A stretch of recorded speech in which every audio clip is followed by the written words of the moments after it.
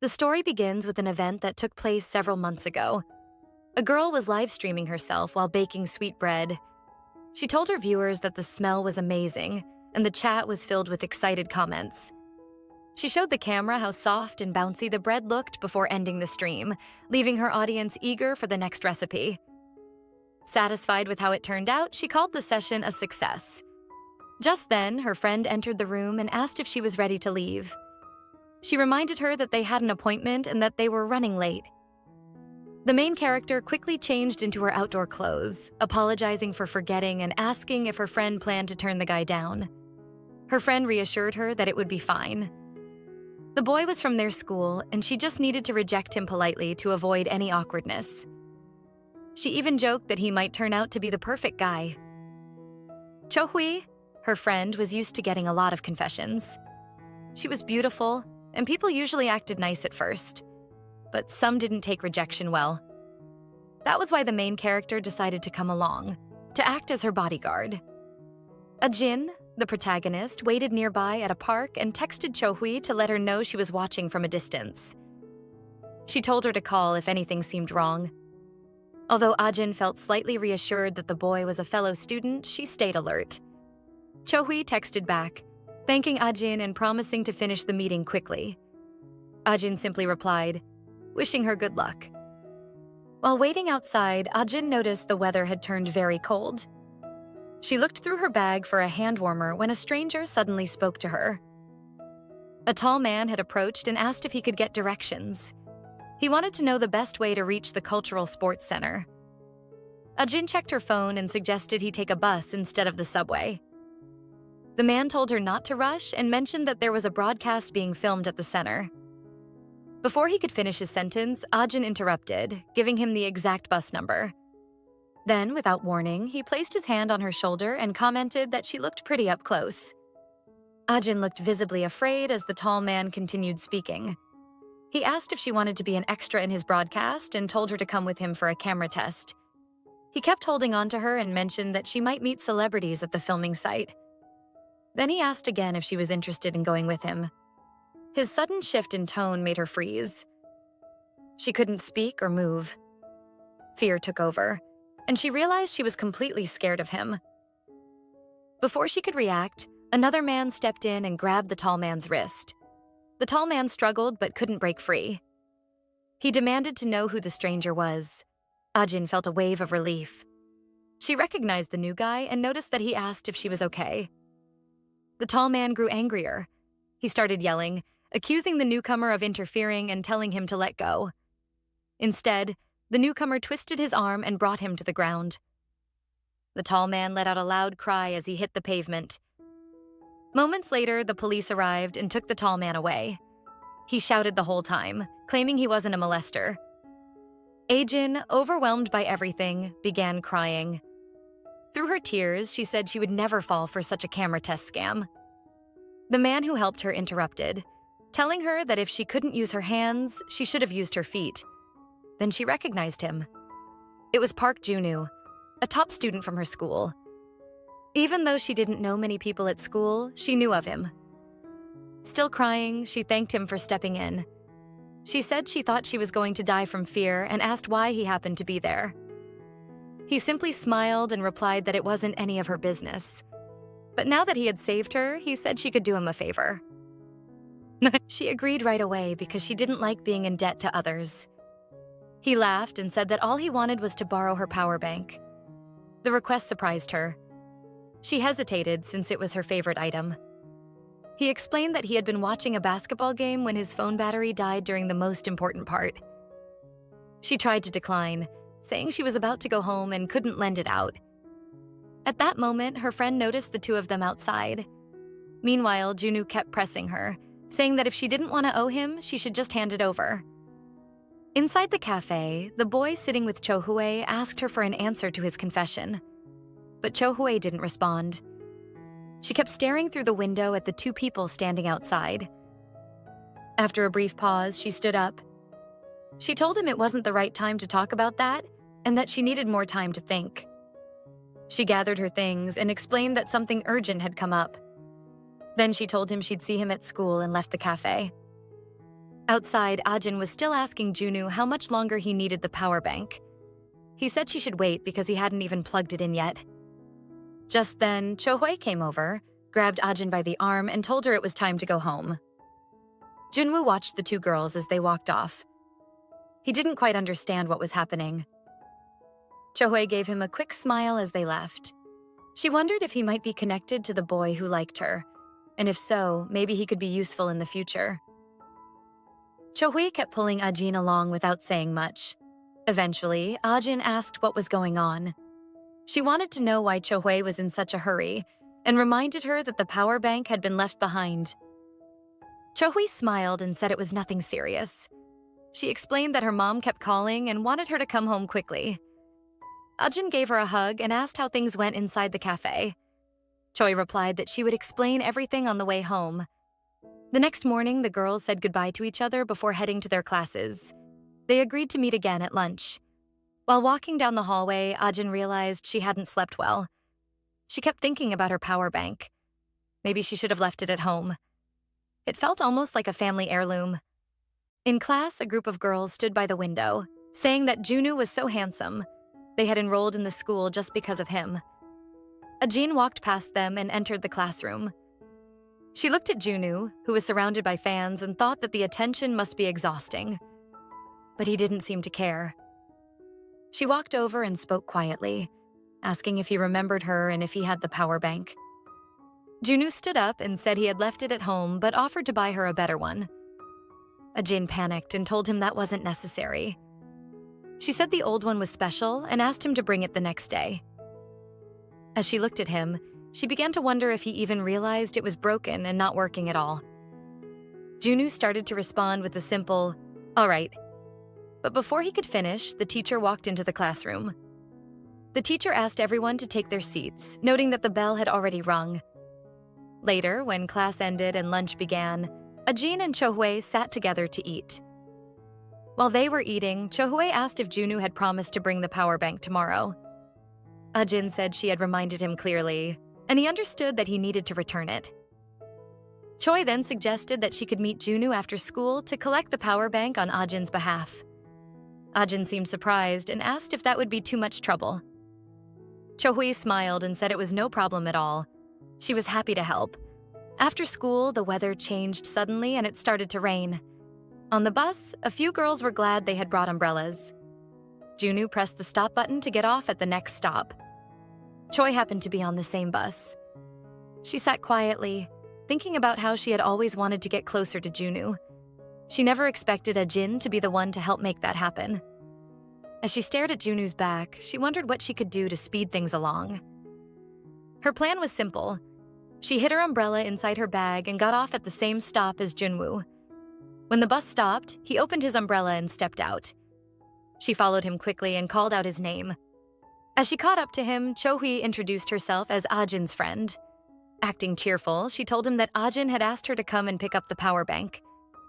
Junwoo looked a little surprised. He said he had planned to give it back at school the next day. Choi smiled and insisted that Ajin wanted it back as soon as possible because it was important. Junwoo agreed and invited her to walk with him. They started walking together. After a while, Chohui asked if his house was still far away since they had already been walking for a while. He stopped and told her to wait out front. That's when Chohui noticed something strange.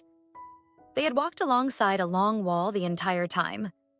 She asked if the wall belonged to his house. Junwoo simply confirmed it. Realizing the size of his home, Chohui smiled to herself. She now knew he was rich, smart, and good-looking. In her mind, he checked all the boxes to be the perfect boyfriend. Trying to sound playful, Chohui mentioned that she got caught in the rain and felt cold. She hinted that it might be nice to dry off inside for a little while. She made an effort to look pitiful, hoping he wouldn't turn her down. She added that she regretted not bringing her umbrella. Instead of inviting her in, Junwoo simply handed her his umbrella. He told her he'd be right back and that she could use it while waiting. Then he walked inside, leaving her standing outside. Chohui was stunned. She stood still, unsure of what to say. Although annoyed by the situation, she accepted it. She thought to herself that if he had been too easy, It wouldn't have been interesting anyway. It had been a while since she felt this kind of challenge. The next day, at a convenience store, Ajin was feeling hungry. She had overslept and missed breakfast, so she decided to buy something small to last until lunch. She picked out a few items and went to the counter. The total was less than $5, but when the cashier tried to process her payment, he told her that her card didn't have enough funds. Surprised, Ajin realized she had already used up her allowance for the month. The line behind her started to grow. Embarrassed, she asked the cashier to charge only the banana milk instead. Even then, the card still didn't go through. The cashier asked if she had another card, and some people in line started to complain about the wait. Feeling more awkward, Ajin asked to cancel everything. Just then, someone behind her offered to pay. When she turned around, she saw Junwoo standing there. He paid for her items without hesitation. They left the store and started walking to school together. The atmosphere between them was a little awkward at first. Ajin broke the silence by thanking him and promised to pay him back the next day. Junwoo told her not to worry about it, reminding her that the matter with the power bank wasn't settled yet. She realized he wasn't as cold as he seemed. He had been thinking about returning the power bank the whole time. He joked that if he hadn't bought her the snack, he probably would have had to listen to her stomach growling all day. Meanwhile, Cho-hwee watched them from a distance. She couldn't understand why they were together, or why they seemed to be getting along. Later, back in the classroom, Ajin immediately asked Junwoo if he had her power bank. He told her that her friend had picked it up the day before. Relieved, Ajin smiled, glad to hear that Cho-hwee already had it. She planned to collect it from her later. After class, Ajin and Cho-hwee were walking upstairs together. Cho-hwee suddenly mentioned that she didn't have the power bank anymore because Junwoo had thrown it away. Ajin looked confused. Junwoo had told her the day before that her friend had taken it. Cho-hwee then asked directly if Ajin was choosing to believe Junwoo over her. Ajin replied with frustration. It wasn't about choosing sides. She just never thought Junwoo was the type to lie. She couldn't understand why he would say something different.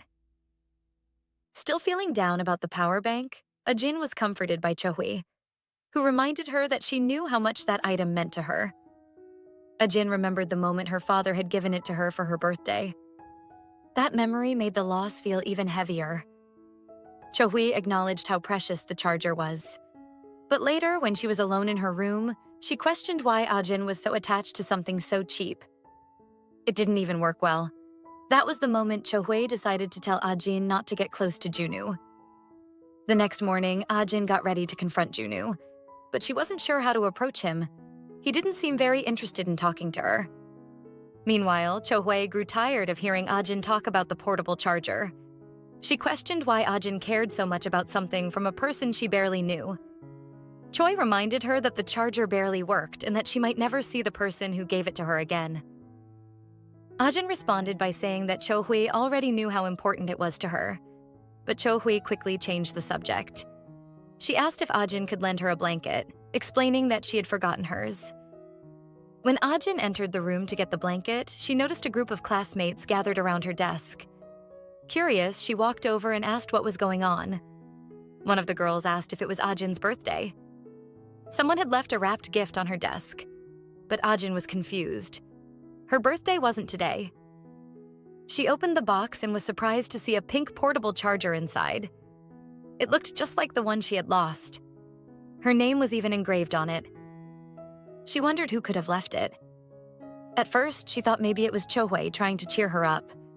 But that didn't make sense. They had come to school together. Some classmates commented on how pretty the charger looked. A few of them wondered if there might be a note inside revealing who sent the gift. Just then, Junwoo entered the classroom and asked Choi to move aside so he could pass. She greeted him in a cheerful tone, trying to sound cute, but he ignored her completely. Cho-hwee noticed the cold response and realized Junwoo might be the only person in the school who didn't react to her charm. She figured it was because he only cared about studying. Still, she thought that was better than someone who flirted with everyone. Around Ajin, some classmates started whispering, wondering if she had a secret crush. Ajin quickly denied it, saying it wasn't like that. But even she was curious about who had left the portable charger. At his desk, Junwoo watched Ajin closely, paying attention to her expressions and reactions. Chohyue noticed his gaze and began to grow suspicious. However, she didn't think it was possible that he liked Ajin. To change the subject, Chohyue brought up the blanket. Ajin apologized for the delay, handed it over, and asked if they could meet during lunch. Before walking away, Chohyue glanced back at Junwoo again to see if he was still watching, but he appeared focused on his studies. Soon after, the teacher entered and announced that the next class would be first aid training. It would be a practical lesson on how to save lives. Everyone gathered at the school court. Ajin, while standing among the students, kept thinking about the charger. She wondered again who had given it to her. Could it really have been June? Even though Chohyue claimed he had thrown the old one away and Junwoo said he gave it to her friend, Ajin still had doubts. She wasn't sure who to believe. The teacher began the demonstration, showing how to do chest compressions. After performing a few rounds, he asked the class if they understood, then told them to split into pairs to practice. Ajin quickly turned to a girl beside her and suggested they team up, but the teacher explained that it needed to be a boy-girl pair. He said if two boys practiced together, they might damage the dummy. Ajin grew nervous. She didn't want to partner with Junwoo. But the teacher noticed her hesitation and said she could pair up with him since they were standing nearby. That wasn't what she wanted to hear. As they began the training, Ajin kept a little distance. Junwoo focused on the demonstration, practicing on the dummy. The teacher complimented his technique and then asked why Ajin wasn't participating yet. Junwoo invited Ajin to give the chest compressions a try. She started practicing, clearly nervous, but it didn't take long for Junwoo to notice she was barely applying pressure. He joked that the dummy was already dead. Embarrassed, Ajin insisted it wasn't true, but Junwoo continued teasing. He told her that if the dummy were a real person, they wouldn't have made it. Ajin explained she was just afraid of pressing too hard and accidentally hurting someone. Junwoo told her that was a common concern. He said that during real emergencies, broken ribs sometimes happen. That shocked Ajin. He explained that saving a life is more important than a few broken bones. They continued the practice. The teacher watched from nearby, happy to see them working together. Then another teacher called him over. It was starting to rain, and they needed to share the court with another class. Since they only needed part of the court for training, he agreed. Soon, the second class arrived. Among them was Chohyue, who immediately noticed Ajin and Junwoo practicing together. Following the instructions, Ajin pushed harder on the dummy's chest. The sensation made her uncomfortable, especially the sound it made. Junwoo laughed at her reaction and told her that wasn't the right technique. He offered to show her how. He reached out, grabbed her hand, and placed it on the dummy. But Ajin wasn't expecting it. She lost her balance and fell onto him. It almost looked like a romantic scene from a movie. The teacher quickly stepped in and reminded them to focus on first aid, not flirting. Everyone around them laughed, but Chohyue wasn't amused.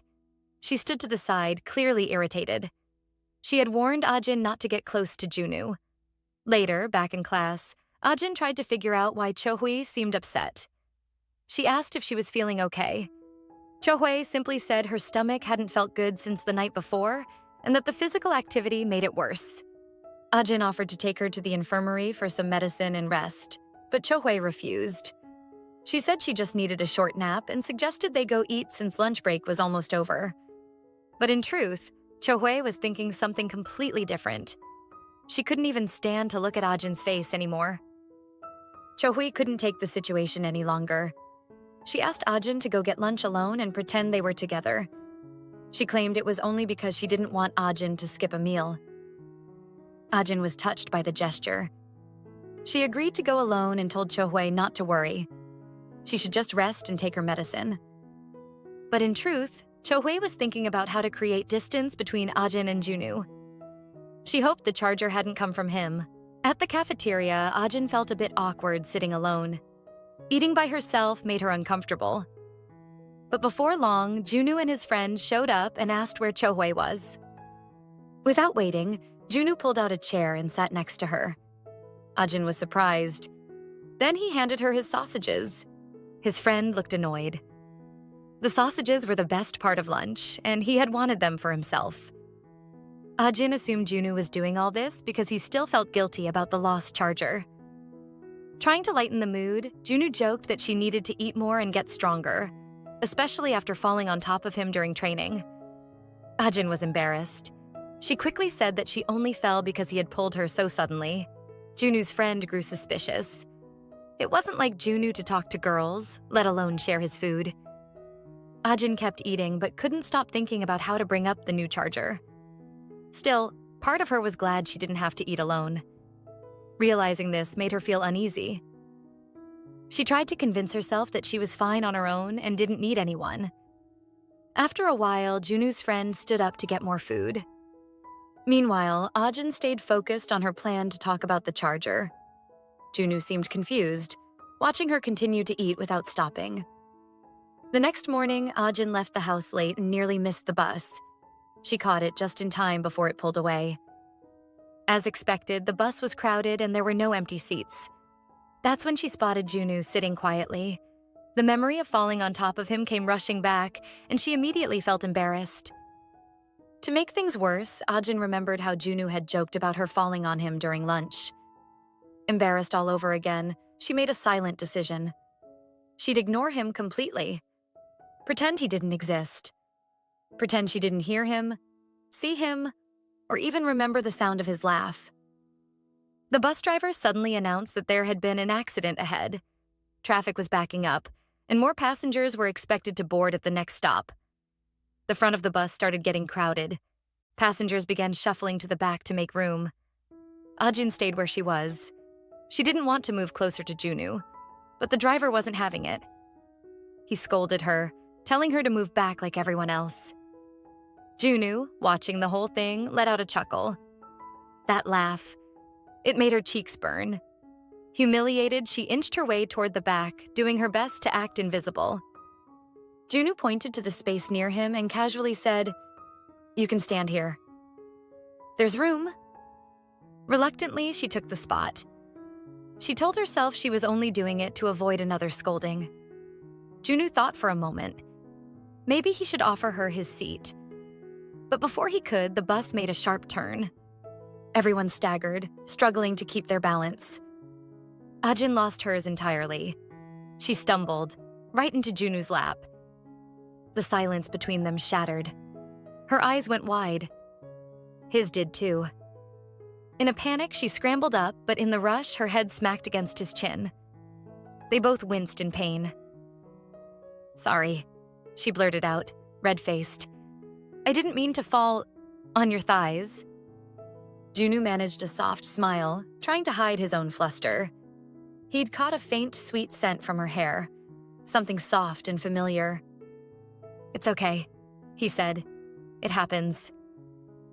They both avoided eye contact after that. Finally, the bus rolled to a stop outside the school and everyone began filing off. Ajin and Junwoo walked behind the others, keeping a small distance between them. But she couldn't wait any longer. Now was her moment. She took a breath and turned to him. "Hey," she said. "Was it you who left that charger on my desk yesterday?" Junwoo glanced at her, and she hurried to explain. I didn't think it could be anyone else. So, thank you. It's really pretty." He looked surprised for a second, then smiled. "A real one." "I'm glad you liked it," he said quietly. "I bought it for you. I figured it was the least I could do." Ajin blinked. "Wait, so you didn't throw the old one away?" Junwoo shook his head. "Number it was already pretty much broken, so I just thought I'd get you a better one. I felt responsible." She stared at him, puzzled. That didn't match anything Cho-hwee had told her. So, why did Cho-hwee say he'd thrown it away? Ajin's thoughts tangled, and somewhere deep down, something began to shift. Ajin decided not to press further. Instead, she smiled and thanked Junwoo again, saying she'd definitely use the charger a lot. As they spoke, across the street, Cho-hwee was watching. Seeing the friendly atmosphere between them made her increasingly jealous and irritated. In her mind, Junwoo should be interested in her, not Ajin. Frustrated, Cho-hui quickly messaged the guy who had confessed to her earlier. She asked to meet up, which caught him off guard but made him excited. He thought she might finally be giving him a chance. She also asked him to bring a friend, claiming that her own friend was really into him. It was all part of her plan to create the perfect setup and to get closer to Junwoo. When the day of the meetup arrived, Junwoo was standing in front of the movie theater, waiting for his friend. He sent a message asking if he was on the way. That's when he heard a voice calling his name. It was Cho-hui. She walked up to him with 2 drinks, coffee and soda, and offered them casually. Junwoo looked confused. He asked why she was there and why she brought drinks. Cho-hui explained that they were about to watch a movie together. Junwoo replied that he wasn't watching any movie with her. His movie was about to start, and she should leave. While he tried calling his friend to understand the situation, the friend, Jong, picked up and quickly apologized. He explained that he had agreed to go out with Cho-hui's friend because he liked her. But to make the meetup work, Cho-hui had suggested that Junwoo could pair off with her. Jong said that Cho-hui thought it would be more natural if they watched the movie as 2 separate pairs instead of a group. Junwoo looked even more confused. He told his friend that Cho-hui was already there with him, but before he could finish, Cho-hui grabbed the phone and ended the call. She admitted everything. She told Junwoo that she had planned this and liked him. She even said the story about picking up Ajin's charger had been a lie. She had made it up just to get a chance to talk to him. Now, she stood in front of him, waiting for a response. It finally dawned on Junwoo. Everything had been a setup from the beginning. Cho-hui had orchestrated the entire situation. Before he could say a word, she asked him what he thought of her. She said she wanted him to get to know her better. He didn't respond to the question. Instead, he calmly asked for his phone back. Cho-hui refused. She told him that if it was because of Jongmin, she'd make things right. She'd reject him. Then she looked at Junwoo and asked again, more directly this time, what did he feel for her? He stayed quiet. For a moment, it felt like she had won. She believed his silence meant he was seriously considering her feelings, maybe even moved by them. She was convinced he'd say yes. But then he broke the silence. His voice was steady and firm. I don't like you. Those 4 words hit her like a slap. Her smile faded instantly. It didn't make sense. No one had ever rejected her before. She wasn't used to hearing no. Shaken, she tried to recover her composure. Her instinct was to cry, to pull him into guilt. Tears welled up in her eyes as she asked, how can you reject me without even thinking about it? But Junwoo didn't flinch. He told her there was nothing to think about. He was sure of how he felt. He asked again for his phone. She still didn't return it. Instead, she pleaded, asking him to take more time, to give her a chance. But he was done. His patience had run out. He pushed her hand away and warned her not to touch him. If you want to keep the phone, then keep it, he said coldly, turning away. Stunned, she stood there, alone outside the cinema, furious and humiliated. She wasn't used to losing. Not like this. Her pride couldn't handle it. She called out after him, one last time, trying to draw him back. Take your phone. He turned around slowly, his eyes filled with frustration. I don't like you. Whether it's good or bad, I'm not interested in you, he said. The only thing I want is for you to reject Jongmin properly and apologize. That was the end of it, or so it should have been. As Junwoo walked away, Cho-hui stood frozen. She looked down at the drinks she was still holding. And then, in a sudden outburst, she dropped them to the ground. The coffee splashed everywhere. She screamed, pretending the coffee had burned her. And as she predicted, Junwoo turned around. He ran over, concerned, asking if she was okay. Cho-hui clutched her wrist and cried harder. It hurts, she sobbed. Junwoo didn't say much. He simply took off toward the nearest pharmacy and came back minutes later with bandages and burn ointment. She sat down while he quietly treated her fake injury. Inside, she was thrilled.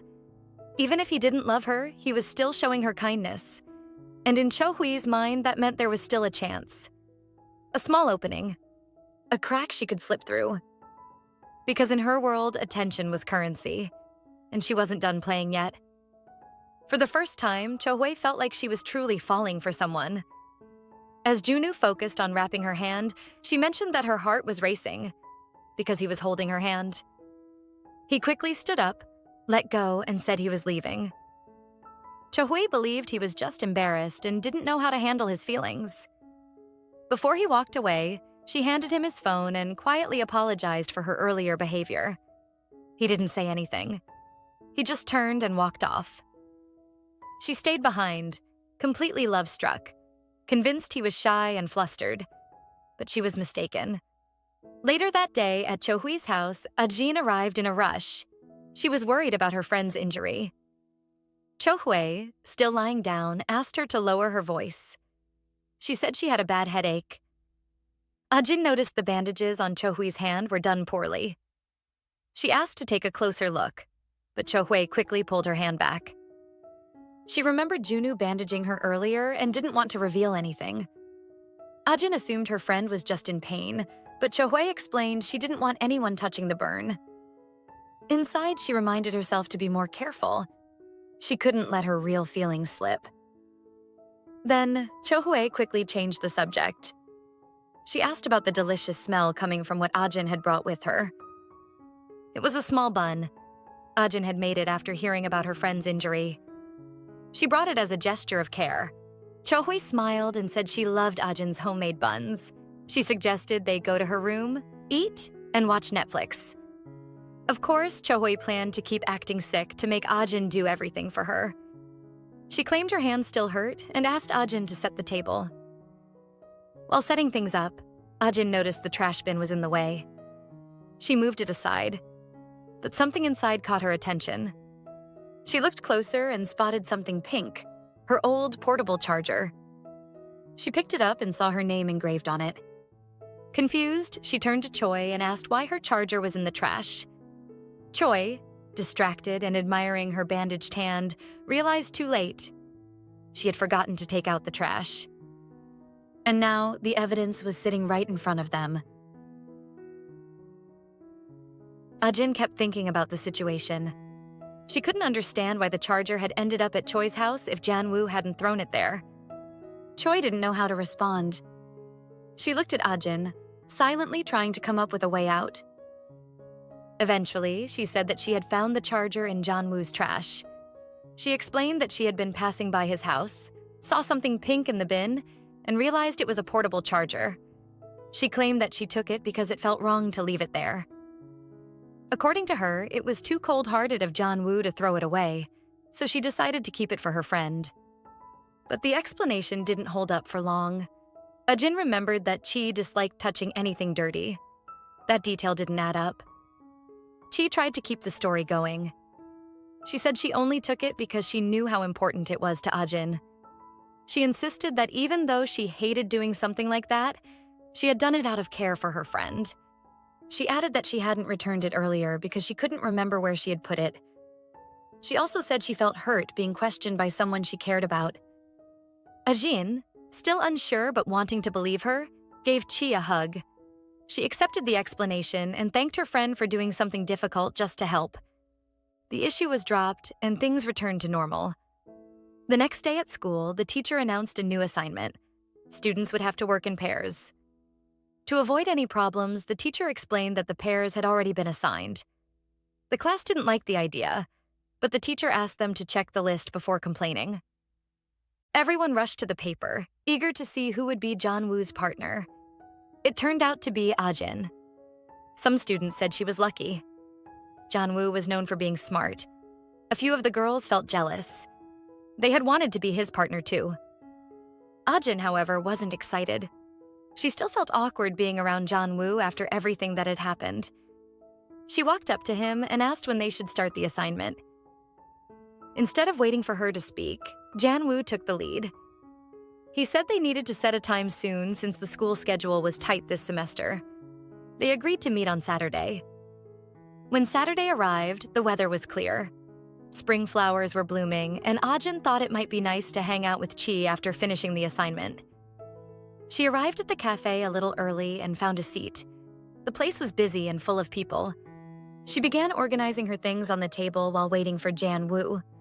As she adjusted her setup, her hand bumped into her cup. It nearly tipped over. She caught it at the last second, but the sudden movement caused a mess. Holding the cup in one hand and her laptop in the other, she felt like she was going to drop something. At that moment, Junwoo showed up. He reached out and caught the cup before it hit the ground. Ajin was surprised to see him arrive at exactly that moment. She also felt a bit embarrassed. He told her to go wash her hands and said he'd call someone over to clean the table. She hesitated. She felt responsible and wanted to clean it herself. But he was already walking toward the counter, repeating that she should just wash up. While washing her hands, she got a message from Chi. Chi said she wouldn't be able to meet that day because of a modeling job. Ajin was impressed. Her friend always seemed to be doing something cool. Inspired, she felt motivated to do her best too. When she returned to the table, the mess was gone. Everything was clean and in order. Junwoo had even brought her another drink. It looked like a banana smoothie. She thanked him. He noticed and commented that she always seemed to be drinking something banana-flavored. She said it was simple. She just really liked bananas. Then he sat down next to her, not across from her. She wondered why. He said he wanted to sit there so he could keep an eye on her, just in case she got clumsy again. She felt a little embarrassed, but told him that even though she wasn't great at studying, she always pulled her weight in group projects. She said she wouldn't be a burden. He smiled at that and told her to open her laptop. Then he said he was impressed she remembered to bring it. Sometimes it felt like Junwoo only showed up to tease her. Still, Ajin appreciated that he had helped her. Elsewhere, Choi finished her modeling job. She thanked the team and headed out. She didn't want to go home yet. It was still early and she had nothing to do there. She started thinking about who she could invite to hang out. That's when she noticed several unread messages from Young Min. He had been trying to reach her. She had told him she was sick to avoid going to the movies with him. Now, she debated whether she should explain or just be direct. In the end, she sent a message saying she liked someone else and didn't want him to contact her anymore. It was a harsh message, but she sent it without hesitation. With no other plans, she remembered that Ajin had mentioned the cafe where she would be doing her assignment. Choi decided to go there. That's when things took a turn. She arrived at the cafe and spotted Ajin sitting with someone. The guy's back was to her, so she couldn't see who it was. She hadn't expected the assignment partner to be a male classmate. Before walking over, she paused to fix her appearance. She checked her reflection and applied a bit of lip gloss.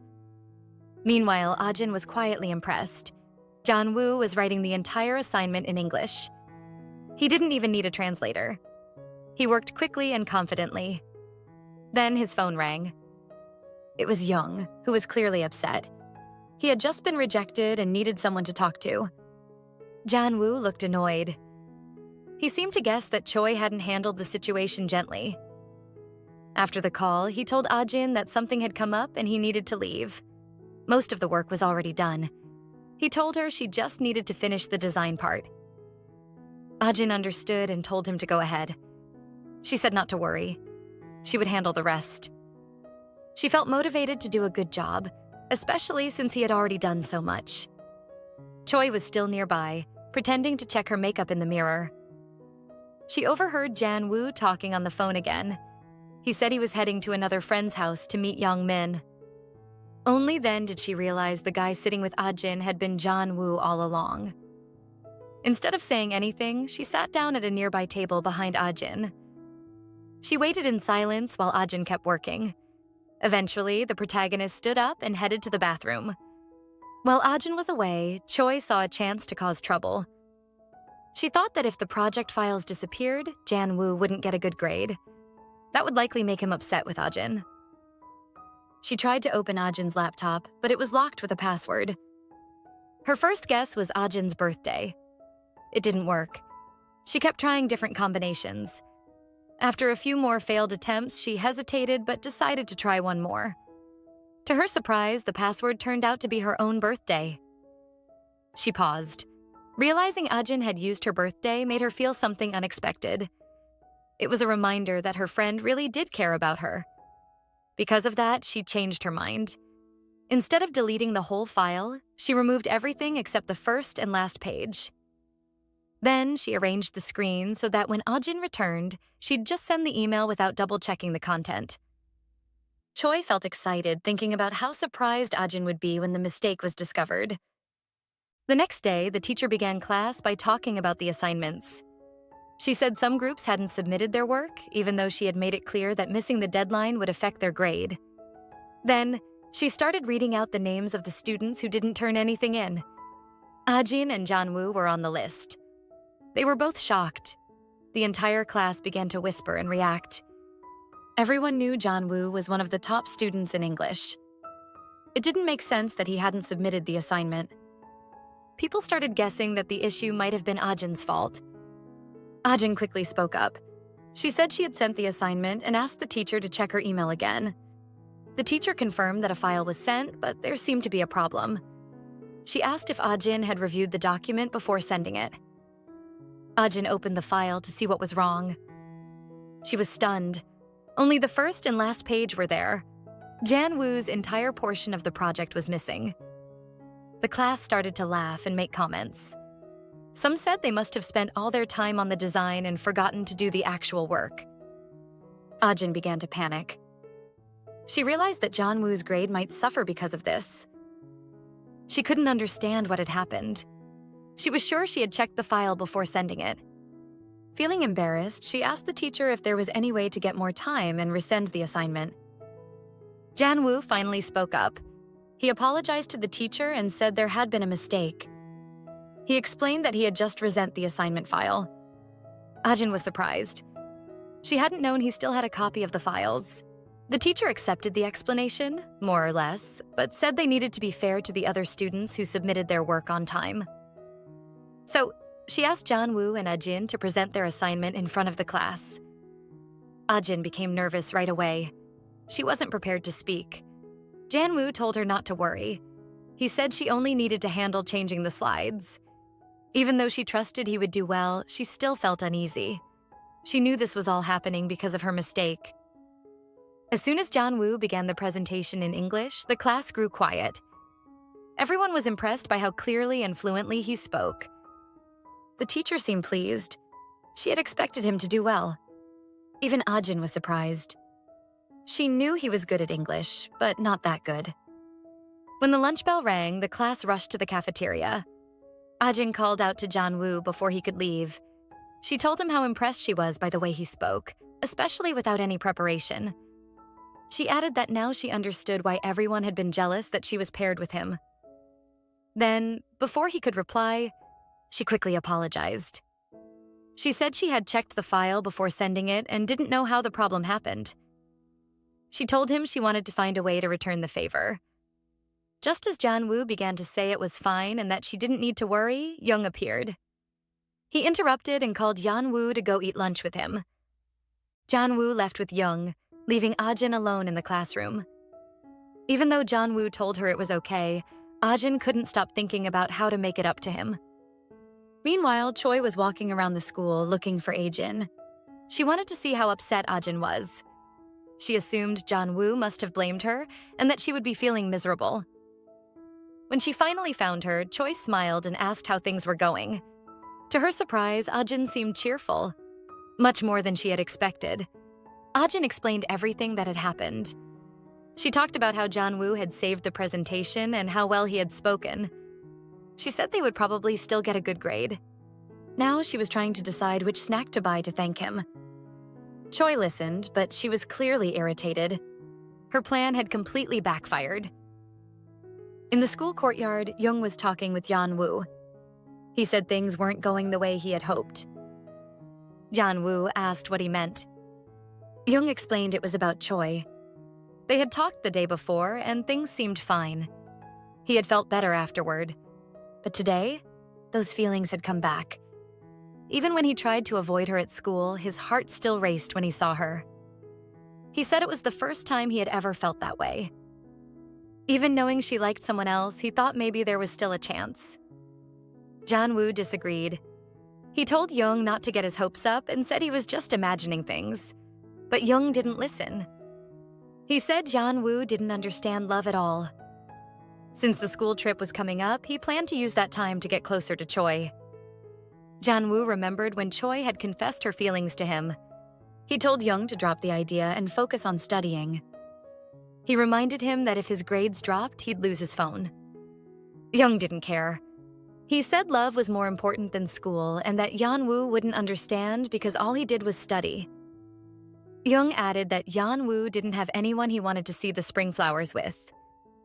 That comment made Junwoo pause.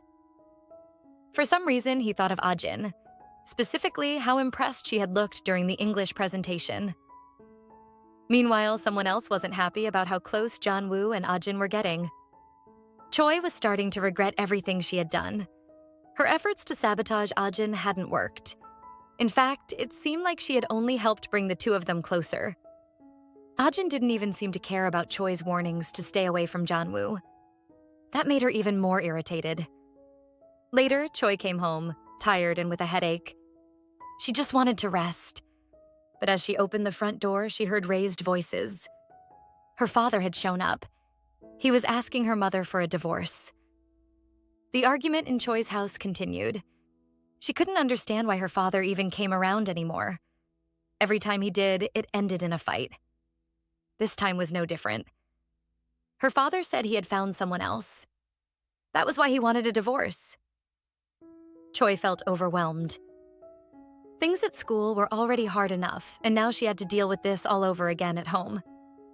Her father, angry and aggressive, raised his voice and told her mother to sign the divorce papers. He said that, in the end, she would do what he wanted, whether she liked it or not. Choi had heard enough. She asked him if he planned to leave the other woman too. She questioned what the point of the divorce even was. Her father didn't like being challenged.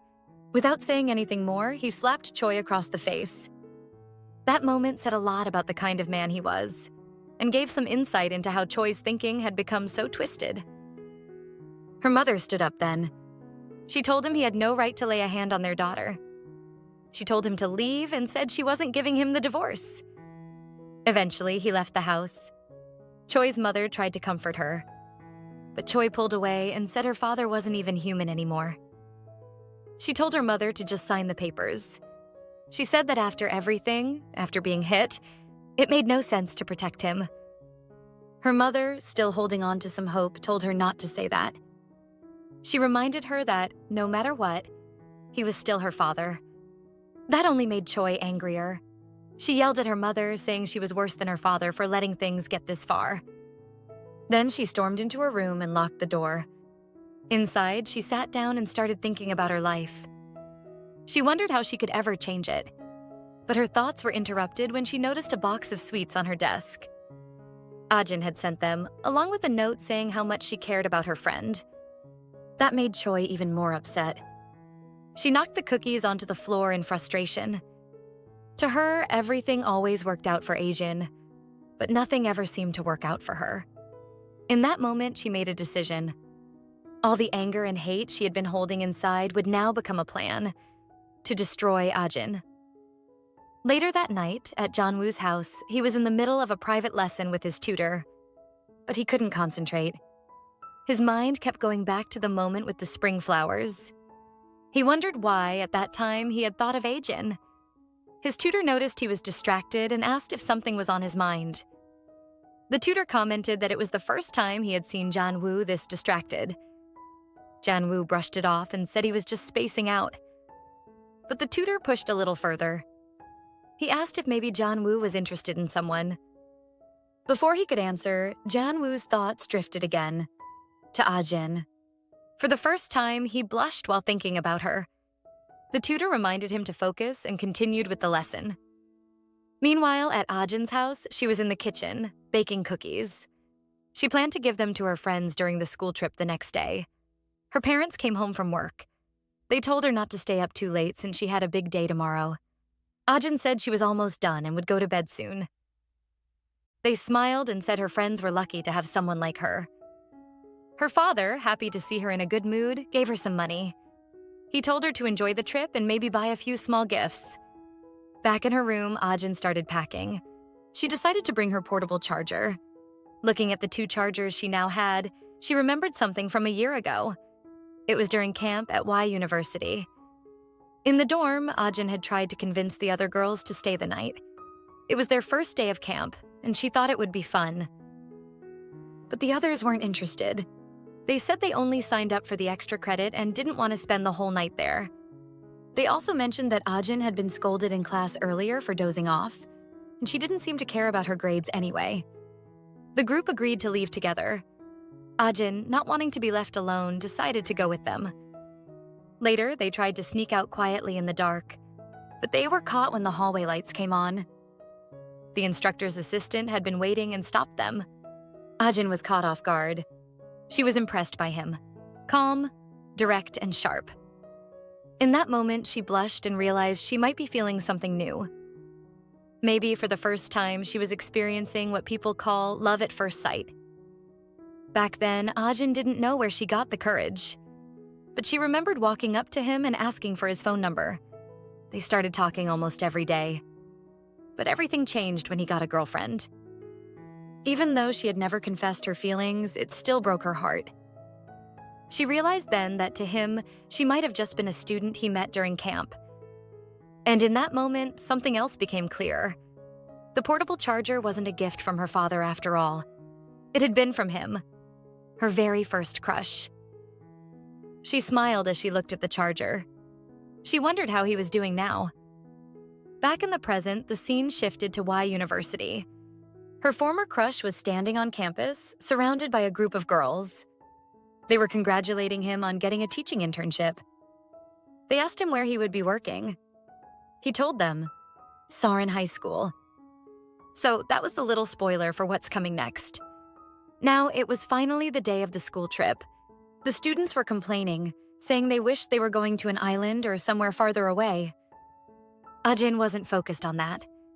She was only worried about one thing, where her friend Choi was. She called her and asked to meet before they left. There was something she needed to give her. When Ajin turned around, she saw Choi approaching. She was all dressed up, wearing a crop shirt. It was clear she hadn't come to the trip just to relax. She had come to be seen. Ajin scolded her, saying the outfit showed too much skin. Choi pulled away and told her to stop tugging at her clothes. She said she was fine the way she was. Just then, the crowd grew quiet.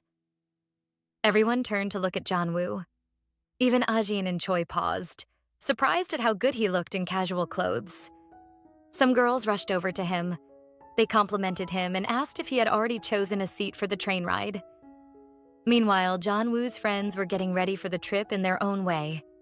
They had brought alcohol and were already talking about inviting some girls to hang out later.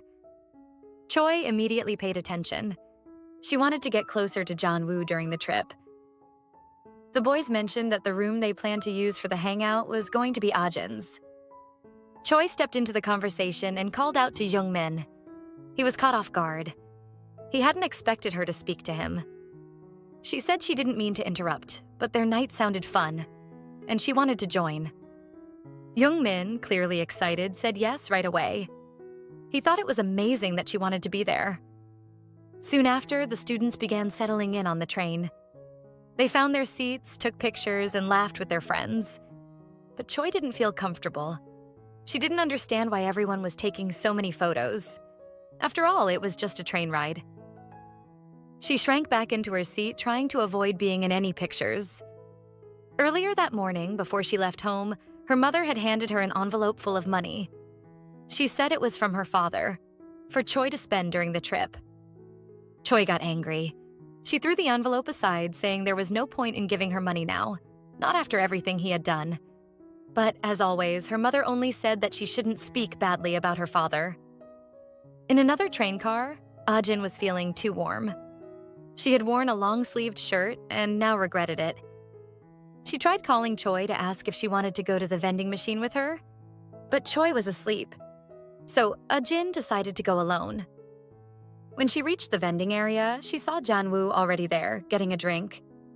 He noticed her and asked if she wanted something. She looked at the options and pointed to the green apple drink he had just taken. She said it looked good and that she'd get the same. But when she reached for one, she realized there were none left. The last one had been the one Junwoo was holding. Without thinking twice, he offered it to her. He said it was meant for Youngmin, but since Youngmin was sleeping, she could have it. Ajin asked if he was sure. He said it was fine. She smiled and took the drink. For a moment, Junwoo didn't respond. He just stood there, watching her. He seemed to forget what he was about to say. But then the quiet moment was interrupted. Another student rushed into the train car and accidentally bumped into Ajin. She lost her balance, and it nearly caused another one of those classic almost kiss moments. Junwoo apologized quickly as they both recovered from the sudden jolt. Ajin felt a small pain in her eyes. Her glasses had been bumped during the accident. Junwoo noticed the scent of green apple again. She looked at him, now without her glasses, and asked if he was okay. Instead of answering, he quickly pushed her away. Ajin didn't understand why he did that. The moment reminded her of the first time they met, in the park. Back then, he had saved her from a strange man and asked why she didn't use her legs if her hands were full. She also remembered what Choi had told her, that Junwoo had thrown her portable charger in the trash. Without thinking, she asked him why he was always so mean to her. Junwoo realized then that she had misunderstood everything. It was clear she thought he disliked her. On impulse, he said something unexpected. He told her he actually liked her. Ajin froze. She didn't know how to react. Nothing made sense. She tried to figure it out but couldn't. She asked him why. Why would he like her? Before she could come up with an answer, he started laughing. He said her expression was incredible. Then he added that he liked her because her reactions were always funny. Ajin misunderstood completely. She got angry and embarrassed. She cursed at him and hit him. He said that hurt. She told him he deserved it and walked away. He called out to her, but she ignored him. He stood there, confused. He didn't understand why she was so upset. Meanwhile, Ajin was in tears. She thought it wasn't fair. Even if he was the top student, he didn't have the right to treat her like that. She didn't want to feel like a joke or a toy. She remembered the day they met at the cafe. Back then, he had helped her and offered her a new drink after she spilled hers. In that moment, she had thought he was kind. Now she wasn't sure what to believe. If his confession had been a lie, she didn't know how to handle it. She couldn't tell if he was just playing with her or if he had meant what he said. Later, at the trip destination, the students gathered to take a group photo. The teacher told them to behave, not to cause trouble, and reminded them to meet back at the same spot by 6 o'clock. Everyone agreed and then split off in different directions. Choi, unaware of what had happened on the train, was walking around looking for Junwoo. But before she could find him, she was stopped by 3 guys, locals, by the looks of it. They started hitting on her. Choi quickly realized they were just playboys and tried to ignore them. She kept walking, but they didn't back off. One of them asked for her phone number and casually put his arm around her to stop her. Trying to stay calm, Choi offered to give her Instagram instead. She said he could message her anytime and she wouldn't ignore him. Still, he insisted on getting her number. Choi kept offering her Instagram ID, hoping that would be enough to get him to let go. Now surrounded and unsure of how to get out of the situation, she started to feel nervous. And the truth was, she didn't even want to give them her Instagram. Right then, Ajin showed up. She shouted that the teacher had told them not to talk to people outside their school. Then she grabbed Choi's hand and ran. The guys didn't follow, but it didn't seem like they were going to forget what happened either. Ajin and Choi kept running, not looking back. Ajin was furious. She couldn't believe those guys tried something like that with her friend. She didn't even realize what moments like these meant, how her loyalty always showed up when it mattered. To ease the tension, Choi made a joke. She said Ajin didn't need to talk so formally about those guys. They were probably only a year older and might even be on their own school trip. She laughed about it. Ajin was surprised at how relaxed Choi was. She said they didn't look like they were still in school. In fact, they looked way too tired and worn out for their age. Both girls laughed and kept walking, letting the moment pass. Later that night, back at the lodging, the girls in Ajin's room were waiting. They were wondering where the rest of their group was. Ajin asked who exactly they were waiting for. Just then, the door opened. Youngmin walked in with his friends, and they were carrying a suitcase, most likely full of drinks. Choi came in with them, and behind her was Junwoo. The girls weren't thrilled to see Choi. Ajin, still unaware, hadn't even noticed that Junwoo was there. He hadn't come for the party. He didn't even like these types of gatherings. He had only come to apologize to her. When Ajin finally noticed Junwoo in the room, her mood changed. She felt a little discouraged. Meanwhile, the other girls were excited. Everyone settled down, chatting and snacking on chips. But the tension between Junwoo and Ajin hung in the air. They began talking about what game to play. Youngmin suggested playing Truth or Dare. Just as they were about to begin, a loud noise came from outside. Other students were knocking on the door, asking what was going on inside the room. The girls inside quickly tried to come up with a plan. They decided to pretend they were all asleep. Some people threw blankets over themselves. Others ran into the bathroom. Ajin ended up under a blanket. Someone opened the door. It was the instructor. He looked around, saw the lights off and people lying down, and assumed everyone was asleep. After a moment, he left. Ajin stayed still under the blanket. Her neck started to feel stiff. She thought Choi was next to her, pressing down on her head. She whispered for her friend to stop, but someone told her to stay quiet. Then her phone alarm went off, lighting up the space under the blanket. That's when she saw who was beside her. It wasn't Choi. It was Junwoo. They both froze, faces close, just looking at each other. Neither of them moved until the alarm stopped ringing. Then, silently and awkwardly, they both turned their heads away. Ajin's heart started racing. She wanted to disappear.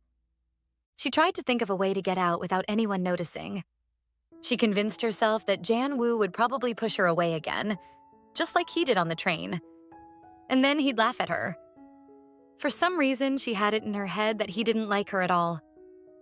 They stayed quiet, still hidden, until someone said the coast was clear and the lights could be turned on. As soon as the room lit up, Youngmin stepped on something. It was Ajin's glasses. Junwoo sat up and pulled the blanket off both of them. Ajin noticed that he looked angry. She didn't understand why. She hadn't asked to be in that situation. And even though she didn't like how close they'd gotten, she was even more confused by the look on his face. Why was he mad? If none of this was her fault. In reality, Junwoo wasn't angry. He was just embarrassed. He had only come to the room to apologize for what happened on the train. He hadn't expected to end up under a blanket with Ajin, inches from her face. He got up and went to check if she was okay. But when he looked at her, she seemed frozen in shock. It wasn't just from the awkward moment. It was because Youngmin had stepped on her glasses and broken them. Youngmin quickly apologized, flustered. But in his nervousness, he said her name wrong. Instead of Ajin, he called her Adek, a name that sounded more like a puppy. The entire room burst into laughter. Youngmin looked even more embarrassed. Not only had he broken her glasses, but now he had also messed up her name. Ajin tried to brush it off. She said it was fine and that she would just go to the doctor tomorrow to get new glasses. With that, they all went back to what they were doing before. The game. The first person to pick a paper was Choi. Her task was to give a snack to someone she wanted to get closer to. She chose Youngmin. He looked surprised. He hadn't expected it. The boys immediately started complaining, jealous that Young had been picked. Ajin watched quietly. She was impressed. Choi seemed to be improving in how she dealt with people. But Choi had a different plan. She hadn't picked Young to be nice. She wanted to make Junwoo jealous. but he didn't react. Choi, however, convinced herself that his blank face meant he was extremely jealous, but trying not to show it. To take it a step further, she added that Young-min was very cute. Poor Young-min, completely unaware, was thrilled. He thought things were going great. Next, they spun the bottle again. This time, it landed on Ajin and Junwoo. Jung-min asked them a question. "Are you interested in anyone in this room?" Everyone leaned in, curious. Ajin and Junwoo both looked at each other. They didn't say anything. They just stared for a moment, thinking the same thing, but not saying it out loud. Then they quickly looked away. Ajin was thinking that maybe she wasn't actually bothered. Junwoo hadn't come to tease her. He came to apologize. And Junwoo was thinking that maybe she didn't hate him after all. The rest of the group started whispering. They found it strange that neither of them answered. Why did they look at each other like that? What were they thinking? No one knew, but everyone could feel the tension. And the question still hadn't been answered. Since Ajin and Junwoo took too long to answer the question, they were told to draw punishment slips. Ajin picked one that said she had to take a photo of the professor's room door. Junwoo picked a slip that said he didn't have to do anything. But since neither of them had answered, the group decided both of them had to do Ajin's challenge. Their friends warned them. If they got caught, they shouldn't mention the game. And they shouldn't come back to the room either. Ajin looked uneasy. She wasn't comfortable being alone with Junwoo. Her friends tried to encourage her. Choi offered to go in her place, but Young-min quickly stopped her. He said that wasn't allowed. Everyone agreed to stay quiet and get back inside before anyone got caught. Ajin said goodbye and left with Junwoo. Choi stayed behind, irritated that she couldn't take Ajin's spot. Some of the students in the room started commenting that Ajin looked prettier without her glasses. Choi couldn't believe it. She stood right there, yet no one seemed to notice her. She wondered if everyone had gone blind. Wanting attention, she grabbed someone's hand and dragged them back inside to keep the game going. Meanwhile, Ajin and Junwoo were on their way to the professor's room. Junwoo was deep in thought. He wanted to use the moment alone to apologize for what happened on the train. He pointed out a lit window across the way. It was probably the professor's room. He said it would be faster to take the shortcut through the garden. But Ajin barely heard him. She just wanted to leave. She felt cold, uncomfortable, and anxious. She said they should go down and take the garden path. Just as she turned to move, Junwoo called her. He began talking, trying to bring up what had happened earlier. But before he could finish, a hall monitor appeared. They heard the voice call out, asking who was there. Without thinking, Junwoo grabbed Ajin's hand. They ran. Quickly, they slipped into a nearby room and hid behind a wall. The monitor looked around, saw the open window, and closed it before walking away. The two of them stayed still, barely breathing, afraid of being caught. But they kept holding hands. Junwoo was the first to speak. He quietly asked if she thought the professor had already left. That's when Ajin noticed their hands. She quickly pulled hers away. The awkward silence returned, and Junwoo apologized. But the monitor heard them talking and came back to check. Ajin started to panic. If they were caught, they could lose points.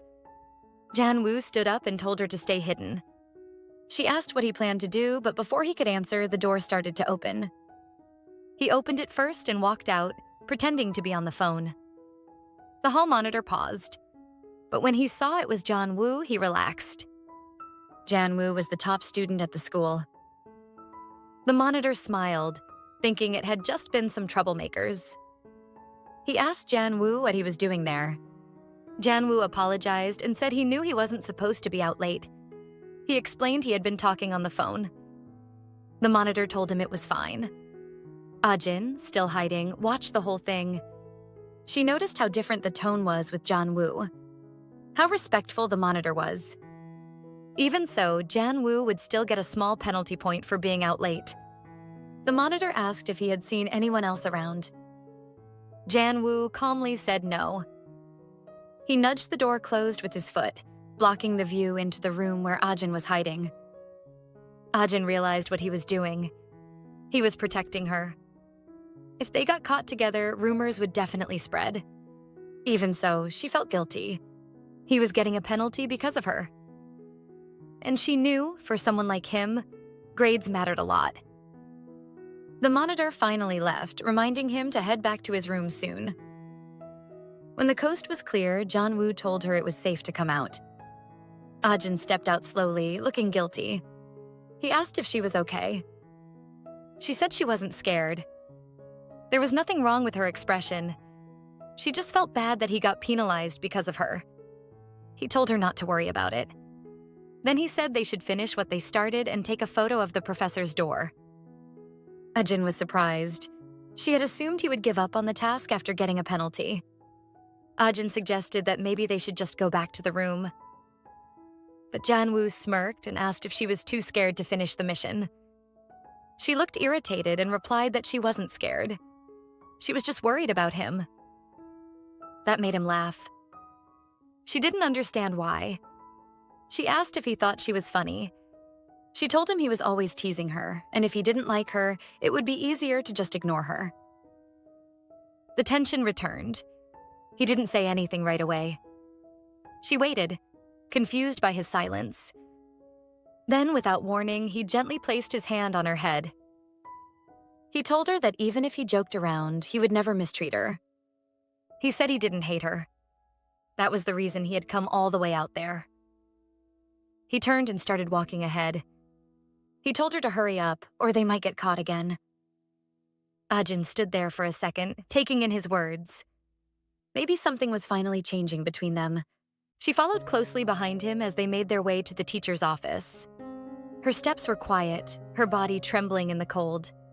When he turned back, he caught sight of her shivering. Without hesitation, he slipped off his jacket and placed it gently over her shoulders.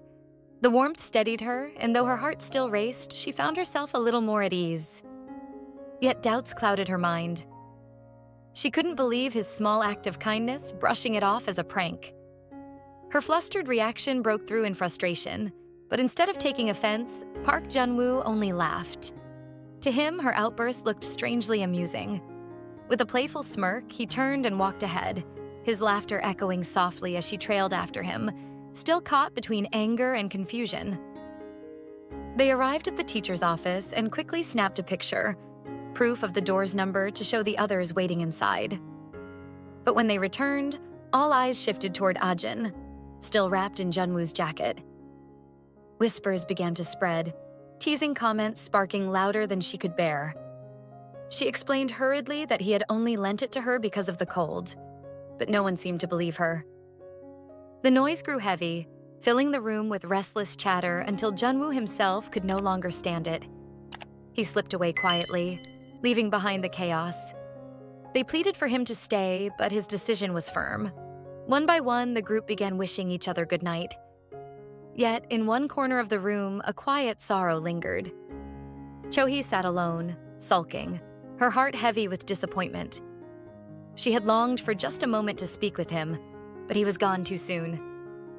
That night, Junwoo lay restless, unable to surrender to sleep. His thoughts circled endlessly, drawn again and again to the same person, Kang Ajin. The image of her without her glasses played over in his mind, her face softer, her presence strangely endearing.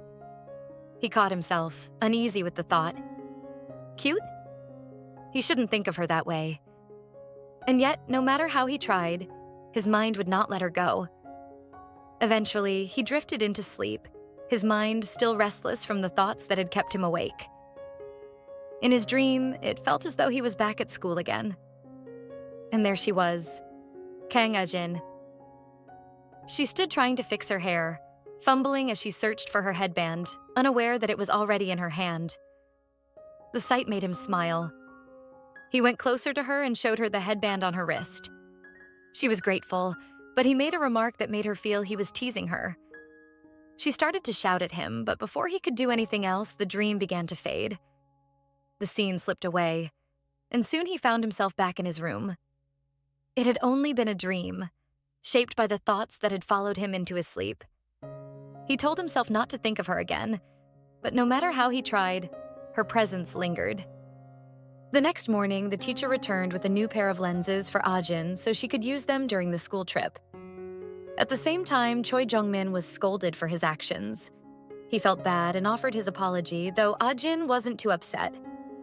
In truth, she had always wanted to change her lenses. Though the situation had been rough, it almost felt as if he had helped her in an unintended way. Later, Ajin held Junwoo's jacket in her hands. She gave it to Jung-min, asking him to return it. But as Jung-min looked around, he spotted Junwoo running an errand. He called Ajin back and placed the jacket in her hands again, insisting that she should give it to Junwoo herself. Reluctantly, she accepted and went after him. When she caught up to him, Junwoo stopped and turned, but her eyes dropped to his shoes instead. His shoelace had come undone. Without a word, she bent down and tied it neatly. Junwoo shifted, clearly uncomfortable with the gesture, but Ajin didn't stop. She did it quietly, as if it were the most natural thing to do. His friend standing nearby could only watch the small act and was struck by it. To see her take the time to do something so simple, yet so thoughtful, left an impression. It was in these little moments that Ajin's kindness showed the most. After tying his shoelace, Ajin carefully placed Junwoo's jacket on top of the box he was carrying before running off. Though his friend made a casual remark about her looking cute, Junwoo quickly dismissed it outwardly. Deep down, however, he knew the truth. She was cute. But it was a thought he would never admit, not even to himself fully, and certainly not to anyone else. Back at the field, Cho-hee sent a message for Ajin to come over.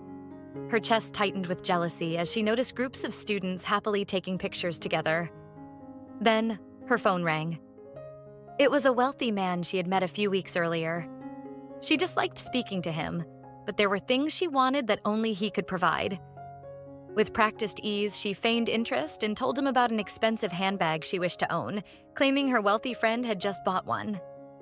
Amused, he agreed to buy it for her. A smile spread across her face as she hung up, immediately browsing online for designer bags. Her distraction was interrupted by another notification. The delinquent she had run into the day before had sent her a message. Irritation stirred, and she began crafting a sharp, dismissive reply. But before she could send it, a loud commotion echoed from the front of the field. Curious, she stood and made her way forward, where a crowd had already gathered. Among the chaos, she saw that one of Ajin's classmates had fallen. He had been tripped deliberately, the handiwork of Jandi, the notorious class bully. At once, Ajin rushed in, helping the boy to his feet, her movements quick and full of concern. To Cho-hee, it felt unnecessary, nosy even, and she was ready to turn away in irritation. But then she noticed Junwoo. He stood close by, his attention locked on the scene unfolding before them.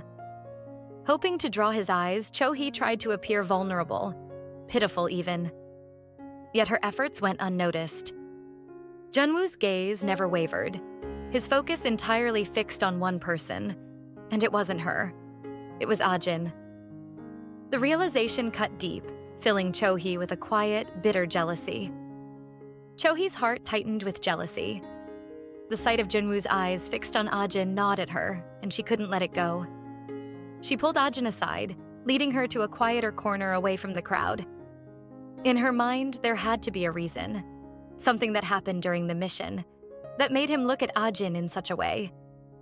With a carefully crafted smile, Cho-hee pressed for answers. Ajin, however, only recalled a simple moment, explaining that nothing special had happened aside from Junwoo lending her his jacket, which she had already returned.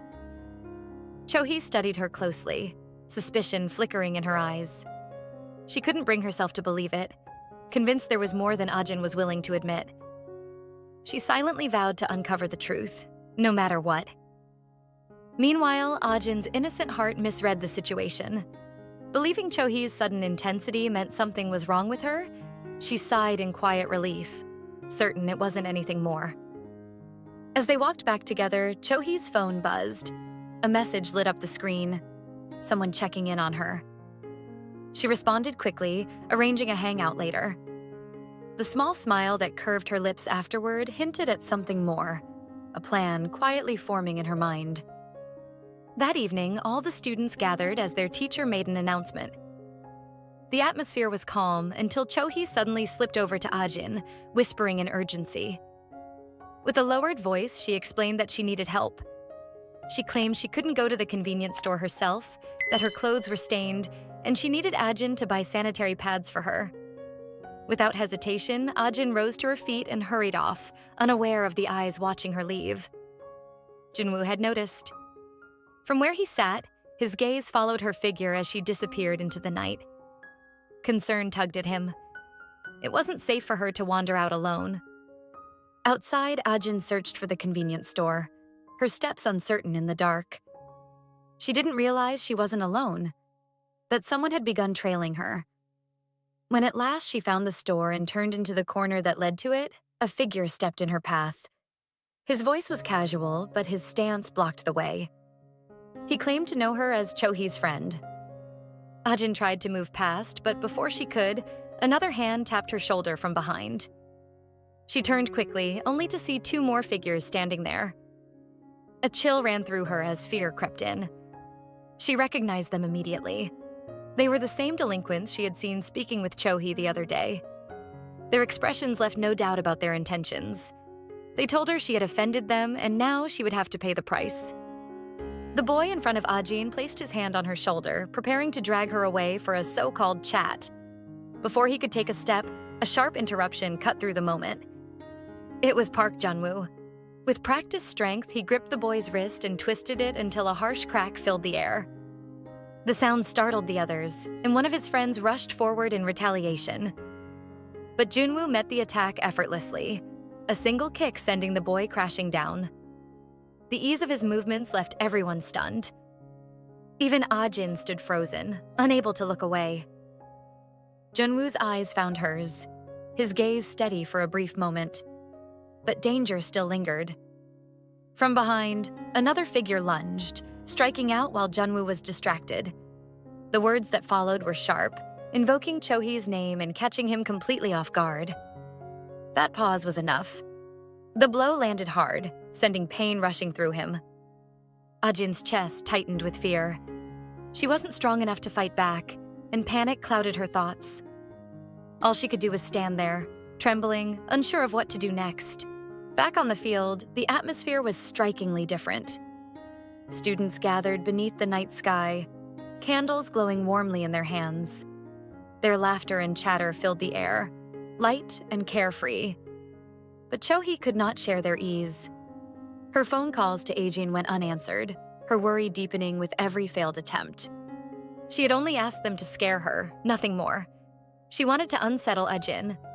But as unease spread through her, doubt began to creep in. If things had gone too far, there would be consequences. And if the truth surfaced, the one to bear the weight of it all would be her. The next day at school, the cafeteria was filled with hushed whispers as news spread quickly among the students. Park Junwoo was in the hospital after being ambushed on his way to the convenience store. Rumors exaggerated the incident, claiming it had been a 17-on-1 fight. The sheer number made Ajin choke on her food in shock. Though the story was blown out of proportion, the weight of worry pressed heavily on her chest. Even the general atmosphere of the cafeteria was uneasy, with most of the students appearing agitated. Ajin's appetite disappeared almost entirely. A heavy sense of guilt gnawed at her, convincing her that she was somehow responsible for what had happened to Junwoo. Unable to continue eating, she left her tray and went to dispose of her plate. Even her teacher had noticed her lack of food intake and urged her gently to eat more, but Ajin's mind was far away from meals. Her thoughts lingered solely on Junwoo, though she kept her true concern to herself. Just as she turned after dropping her plate, Jungmin appeared. He had been looking for Cho-hee, intending to have a meal with her. Yet, even amidst the growing chaos, Cho-hee had been nowhere to be seen. When Ajin, still unsettled, shifted the conversation to Junwoo, the seriousness etched on her face drew Jungmin's mischievous side. Wanting to tease her, he deliberately spoke in a way that unsettled her more, suggesting vaguely that Junwoo's arm had been badly injured and that the police could not identify the attackers because of the darkness of the night. The weight of those words made Ajin's expression crumble further. She sank deeper into guilt and sadness, imagining Junwoo's pain and believing once again that it was her fault. Her reaction nearly made Jungmin burst into laughter, but he restrained himself. To laugh openly would have drawn suspicion, so he hid it behind a composed face. Yet, Ajin caught a flicker of amusement in his expression. Puzzled and anxious, she tried to decipher it, but Jungmin only leaned closer to her, whispering that it was a secret. The cryptic remark worsened her unease, pressing her emotions to the brink. She looked as though she might break into tears at any moment. Feeling suffocated, Ajin left the cafeteria and wandered into the school field, where she called out for Chohee. Chohee came running, though not out of concern for Ajin, but rather for her own hidden reasons. Ajin, exhausted and dejected, sank down and poured out everything that had happened the previous night. As Chohee listened, she feigned anger and asked whether the incident had been reported to the police. Ajin recounted that the authorities could not identify the culprits due to the darkness. That revelation drew a small, satisfied smile from Chohee. Inwardly, she was relieved. The shadows of the night had concealed her involvement, leaving no trail that could lead back to her. Ajin couldn't see the smile on Chohee's face as she lay on her shoulder, pouring out her heart. That smile never left Chohee's lips, even as Ajin spoke of her worries. To Ajin, it was a moment of sorrow, but to Chohee, it was quiet satisfaction. Junwoo would probably hate Ajin now, and the thought only deepened Chohee's delight. She had long wished to drive a wedge between them, yet fate had made Ajin do it herself. Ajin lamented endlessly, her voice trembling with regret. She asked what she should do, drowning in guilt, never realizing that the one she trusted most was savoring her pain. Chohee feigned concern, but dismissed Ajin's hope of apologizing, whispering that nothing would change, that Junwoo would only blame her. The words sank deep and Ajin's sadness grew heavier. She blamed herself over and over, lost in despair, until Chohee began to wonder why her friend was so shaken over Junwoo. Then, as though a memory struck her, Ajin suddenly stood. She was ready to leave, but Jungmin's words from the cafeteria came rushing back. Without hesitation, she confessed what she had heard. Junwoo would never be able to use his arm again. The truth escaped her lips in a rush, and before Chohee could react, Ajin ran off. Her steps carried her to the convenience store, the weight of guilt pressing harder with every breath. She bought milk, her thoughts consumed by Junwoo. If he was suffering because of her, then she had to do something. Anything. She clutched the milk tightly, ready to go to him. But just as she turned to leave, fate intervened. Junwoo walked in. Her heart jolted. She turned away instinctively, hoping to escape unseen. But his eyes found her, and recognition struck. She froze as the air shifted. Awkwardness clung to her as he drew closer, as if the distance between them vanished in an instant. Without a word, he led her to a seat inside the convenience store. And just like that, the moment she dreaded was here. Now, they stood facing each other in silence. She handed him the milk, and his heart lifted at the small gesture. As he tried to open it with his injured left hand, she quickly took it back and opened it for him. Her eyes lingered on his face, filled with quiet worry. He noticed the concern etched in her expression, and though he tried to brush it off with a playful thought, the truth weighed heavily between them. She wanted to apologize, but the words never left her lips. Fear held them back. Instead, she admitted she had learned about his arm from Youngmin. When he asked what she knew, she told him everything. Since his friend had already spoken, he decided to play along. He claimed his injury was so severe he could not even lift a straw. The moment those words reached her, her body trembled, her heart tightening with fear. Realizing he had taken the joke too far, he was about to soften his words, until she said something that stunned him completely. With trembling resolve, she declared that she would take responsibility for him for the rest of her life. The weight of those words struck him, catching him entirely off guard. He wasn't expecting her to say something like that. Even the silence around them seemed to reject her words. He couldn't believe she had actually taken him seriously when he claimed he couldn't even lift a straw. Nervous and flustered, she lowered her head and continued, insisting that she would help him with rehabilitation since she heard about his condition from Youngmin. Only then did he realize why she had been acting so strangely, and he couldn't help but wonder what exactly Jungmin had told her. Without thinking, she reached out and touched his arm, then quickly pulled back, apologizing as though she had done something wrong. Still, she promised that he should focus only on his recovery, and that she would be the one to take care of him. Her words triggered a memory in his mind. Flashes of the previous night, when she had tried so desperately to protect him. Suddenly, she broke down. Tears welled in her eyes, and before long, she was crying openly in front of him. He was left puzzled and heavy-hearted. He regretted not telling her right away that he was fine. Now her sobs were loud enough to draw the attention of those nearby, and all he could do was try his best to console her. The school trip was already coming to an end. The students had arrived at their final destination, and the teacher reminded them about their assignment: to submit at least 10 photos. Almost immediately, everyone got to work, snapping pictures with friends and scenery.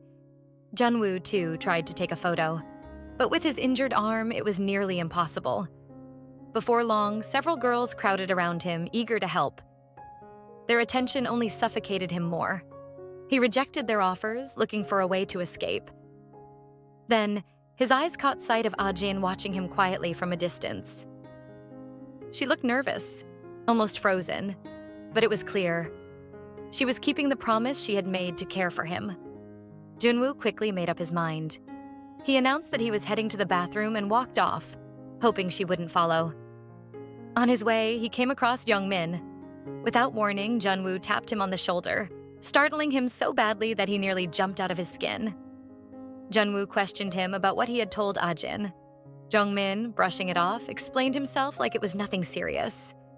Junwoo insisted that he should tell Ajin the truth, but Jungmin simply shook his head. In his mind, Junwoo was the one who needed to say it. With a sigh, Junwoo scratched the back of his head and told him everything that had really happened at the convenience store. Now Jungmin understood.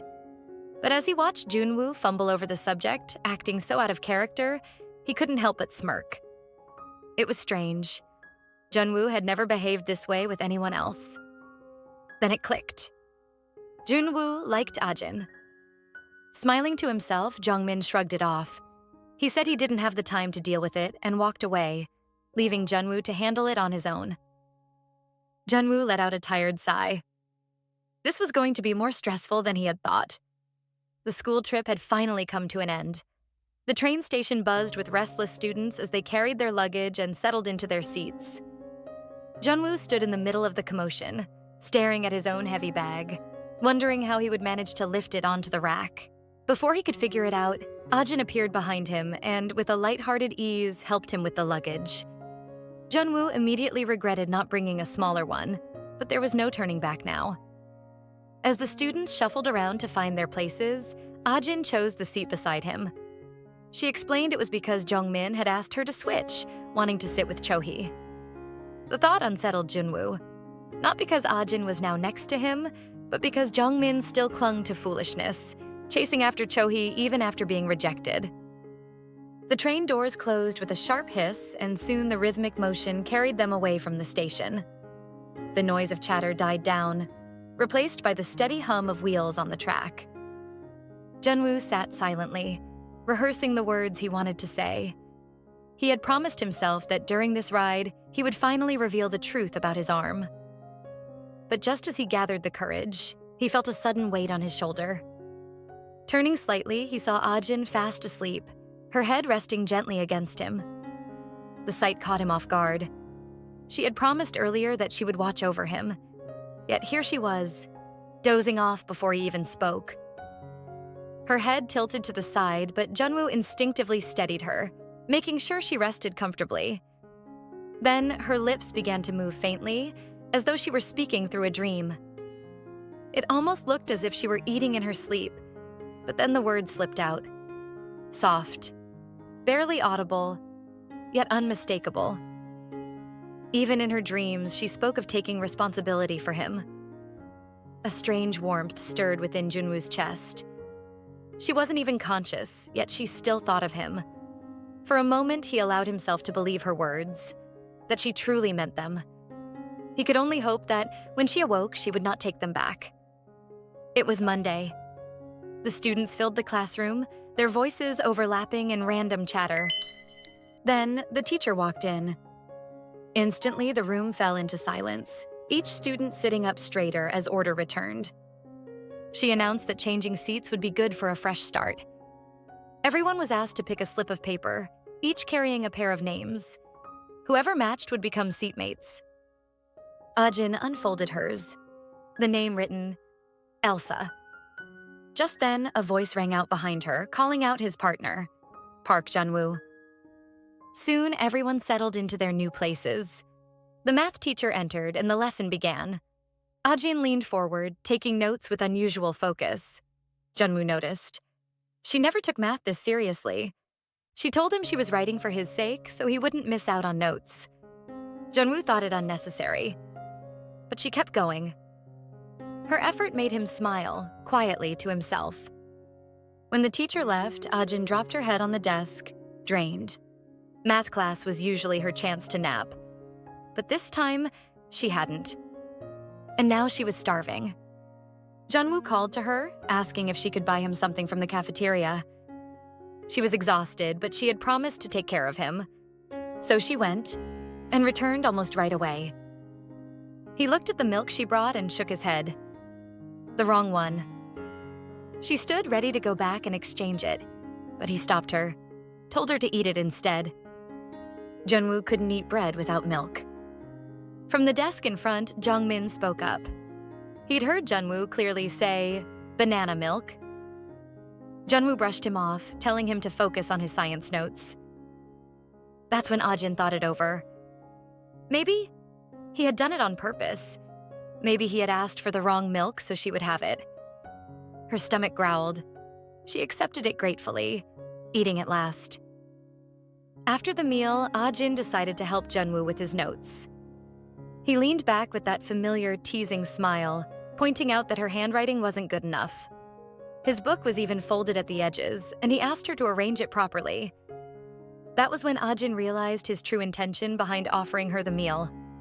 It wasn't kindness at all. He had planned this from the start. A little blackmail. The next teacher came in, beginning a lesson on stars. The classroom quickly sank into silence, but the silence was heavy. The subject was too dull for most of them, and one by one, students began to drift off. Ajin's eyes slowly closed as well. Junwoo, on the other hand, noticed her head drooping. Without a word, he closed the book in front of her and simply watched her as the lesson went on, his expression unreadable. Finally, the bell for mealtime rang. The teacher left, and the students burst out of the classroom like a flood of energy. In the girls' toilet, Cho-hee stood with her phone, typing messages to Ajin. But her notifications kept lighting up with interruptions. This time, it was from the wealthy guy who had called her during the school trip. He called again, reminding her about the bag he had promised to buy her. The reminder made her mood shift instantly. Hope flickered in her eyes as she spoke to him with a sweeter tone, pretending to like him more than she really did. The call ended, and at that moment, Ajin's reply finally came in. Ajin told her she wouldn't be able to have lunch together. Cho-hee's expression hardened. Frustration welled inside her. She needed answers about Junwoo, especially what happened after the school trip. She stormed out of the toilet, her thoughts circling. But then, Junwoo's voice caught her ears. She turned sharply and froze. There was Ajin, walking beside him, carrying his tray toward the cafeteria. They were talking casually, as if it was nothing unusual. Annoyance twisted into anger. Two boys rushed past her, one bumping into her shoulder hard. She barely noticed. Her eyes remained fixed on the pair walking away. Ajin had gone against her again. She had clearly told her not to get involved with Junwoo, but Ajin never listened. And now, Cho-hee's anger burned hotter than ever. At the cafeteria, Ajin picked up a tray for herself and another for Junwoo, balancing both as she joined the meal line. The server smiled warmly and commended her for being such a thoughtful friend, which made her cheeks flush red. Because of this, the server ended up serving her a generous portion of food.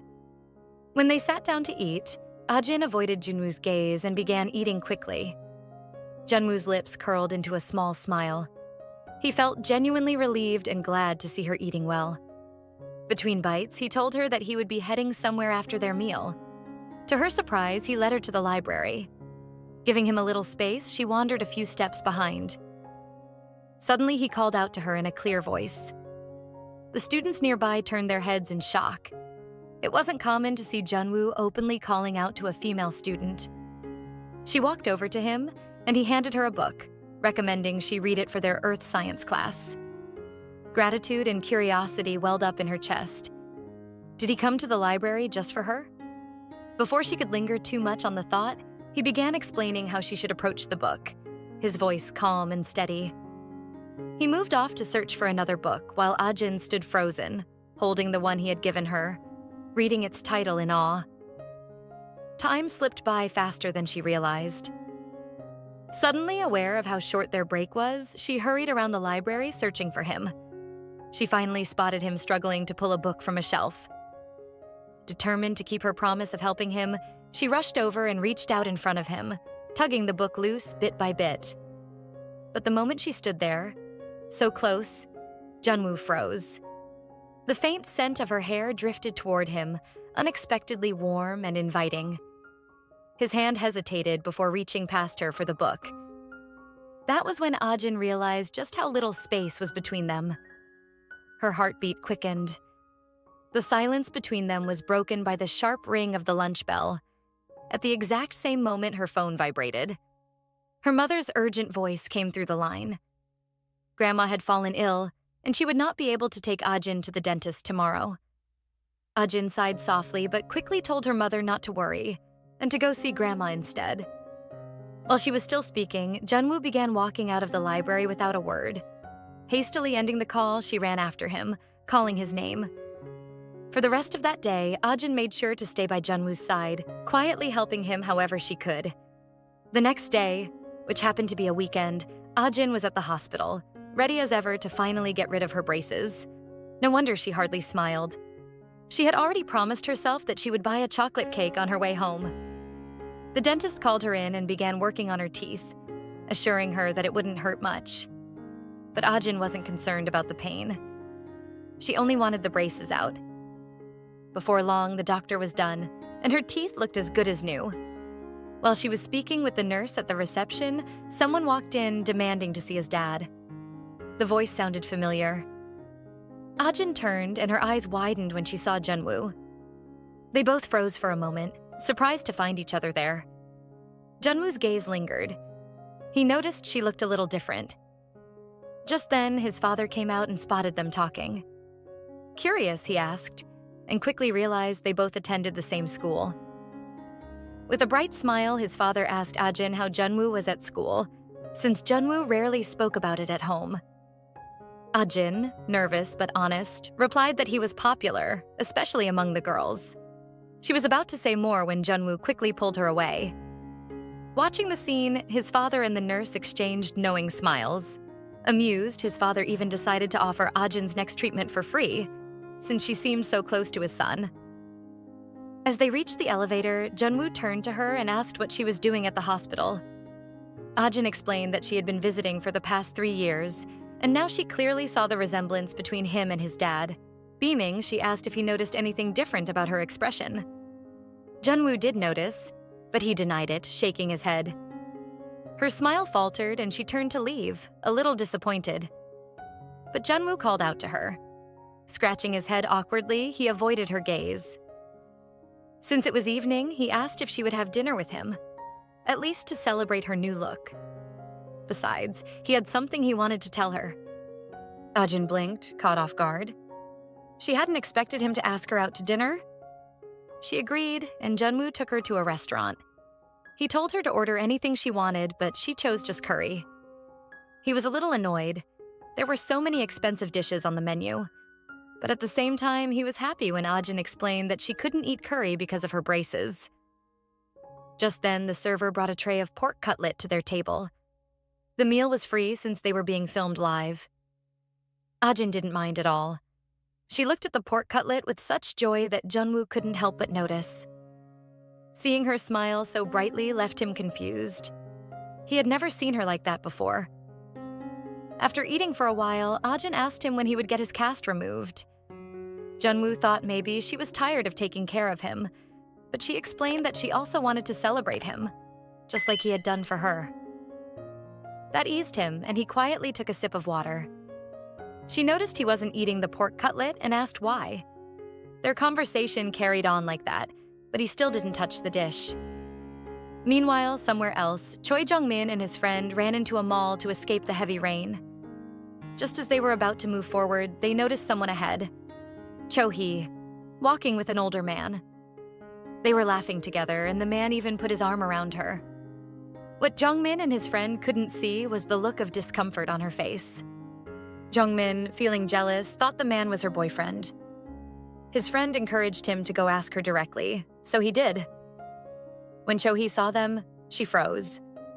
She didn't want to be seen as dating an older man, especially because of Junwoo.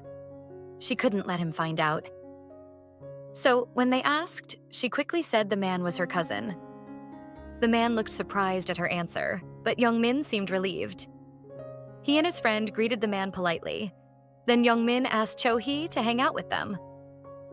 Realizing they might ruin her plans, Cho-hee quickly pulled them aside to talk.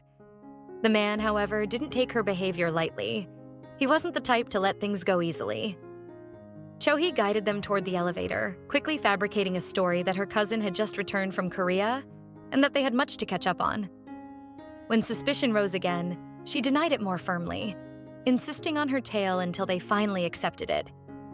She urged them to go ahead and watch the movie without her and bid them farewell. Only when the doors to the elevator had closed did she allow herself to breathe, her chest rising with quiet relief. She had narrowly avoided being caught. Meanwhile, at the restaurant, their meal had come to an end. Or rather, hers had, as Junwoo barely touched it. They rose and stepped outside, only to be met by the heavy curtain of rain pouring down over the streets. He suggested they take a taxi, but she refused, unwilling to let him spend more money on her after already treating her to a meal. With determined steps, she moved toward the bus gate on her own. But before she could go further, he stopped her and asked her to help him remove the jacket he was wearing. Confused, she complied, wondering at his intention. Then, in a sudden gesture, he draped the jacket over both their heads, shielding her as he pulled her close. Without hesitation, he ran with her through the rain, his frame taking the brunt of the rain so she would remain as dry as possible. The moment felt unreal to her. He was there beside her, soaked and shivering, yet his concern was only for her comfort. Each stride pressed the truth deeper into her chest, that someone was willing to face the downpour simply to ease her burden. They finally reached the bus station. She wanted to thank him, but the words stalled on her lips, tangled in an unfamiliar embarrassment. The bus arrived and she prepared to leave, torn between the desire to go and the wish to stay. Sensing her hesitation, he quietly chose to accompany her. He didn't wait for her to respond. He simply followed her into the bus, and soon it pulled away from the stop. The passengers around them spoke in low voices, but the two of them stayed quiet, lost in their own thoughts. After a moment, Ajin decided to break the silence. She asked if the bus really led to his house. He said no. The answer surprised her, and a small thought crept in. Had he entered the bus just because of her? The idea left her unsure of what to say next, and the silence between them grew even heavier than before. When her stop drew near, she pointed out her house to him through the window. The bus came to a halt, and they both exchanged quiet farewells. Junwoo, however, seemed weighed down by their parting, as though it left a small ache behind. As they walked away in opposite directions, their minds lingered on unspoken thoughts. Meanwhile, back at the mall, Cho-hee was chasing after her so-called rich appa. He strode angrily toward his car, but she clung to him, asking why he had suddenly left her in the middle of shopping. He shook off her hand, his voice sharp as he reminded her of what she had just done. calling him her cousin in front of her friends. To him, it felt like humiliation, like she was ashamed of him. He ordered her to get into the car. Cho-hee hesitated, her suspicion growing. Perhaps he wasn't as wealthy as he liked to appear. With a bitter tone, she told him she wanted to end things, admitting she had been thinking about it for some time. But he refused, saying he wouldn't accept her decision. Then, almost too calmly, he revealed a photo on his phone. Cho-hee's eyes froze on the screen. Whatever was there, he had prepared for this moment, knowing what she might do. Now it seemed the proud and confident Cho-hee had been cornered. Could it be that she, of all people, was being blackmailed? A few weeks later, Ajin and Junwoo were seen having a casual conversation. They had clearly grown closer, their words flowing more easily than before.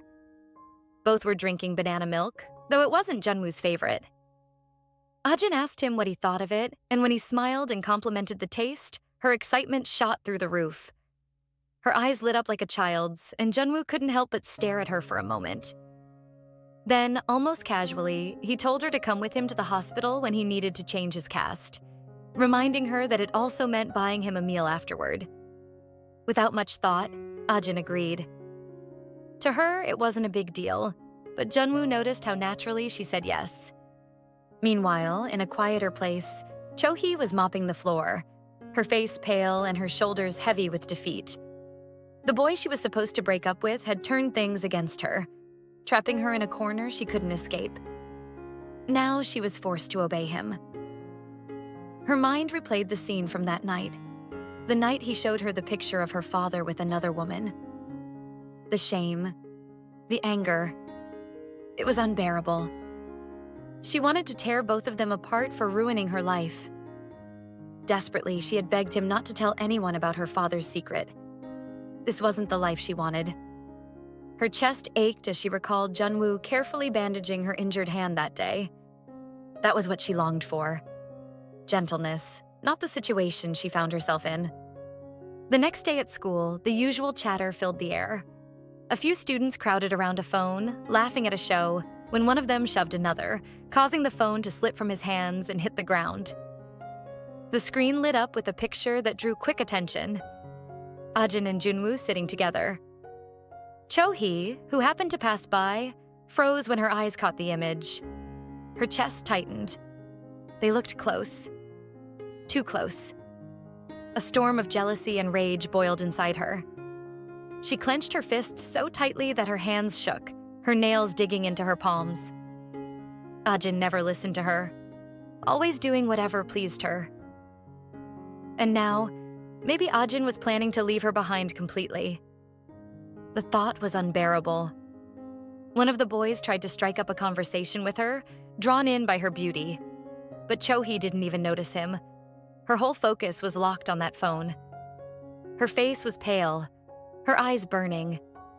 She returned the phone silently, her movements stiff, then turned and walked away. The boys exchanged uneasy looks. Her expression wasn't just angry, it was frightening. Something about her looked deeply wrong.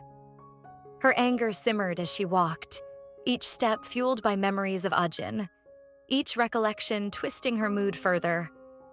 She longed to confront Ajin, to get some reassurance that she and Junwoo were truly nothing to each other.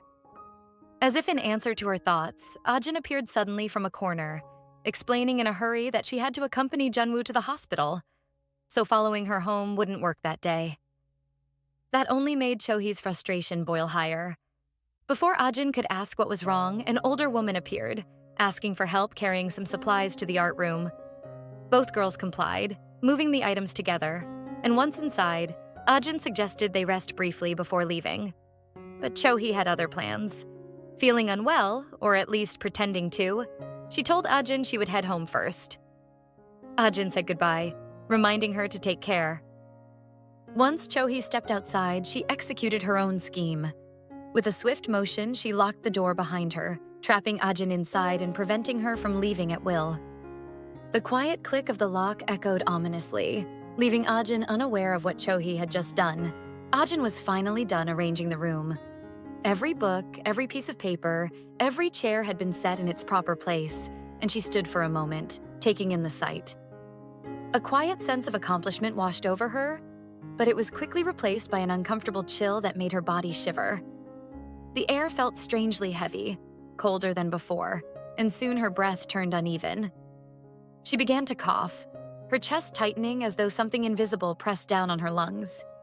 She reached for the door, hoping to step outside for air, but when she tried to open it, the handle refused to turn. Confusion struck first, followed by a slow wave of dread. She pulled harder, rattling it again and again, but it wouldn't budge. Her coughing paused for a moment, shock overtaking her body. A thought quickly formed in her mind. Maybe the security guards had not realized she was still inside. Perhaps they had locked the door without checking. That had to be it. Still, the silence that followed her thoughts made the room feel colder. Ajin's mind drifted to Junwoo. He must have been waiting by now, expecting her to keep her word. The promise they had made lingered in her heart like a weight. She hated breaking promises, especially to him. Each second trapped in the room made her chest heavier, and the thought of him waiting in confusion filled her with unease. Meanwhile, in the classroom, Junwoo was busy planning ahead. His fingers brushed across his phone screen as he searched for places they could go after the hospital. A part of him wanted to make the day special for her, to ease whatever pain she carried.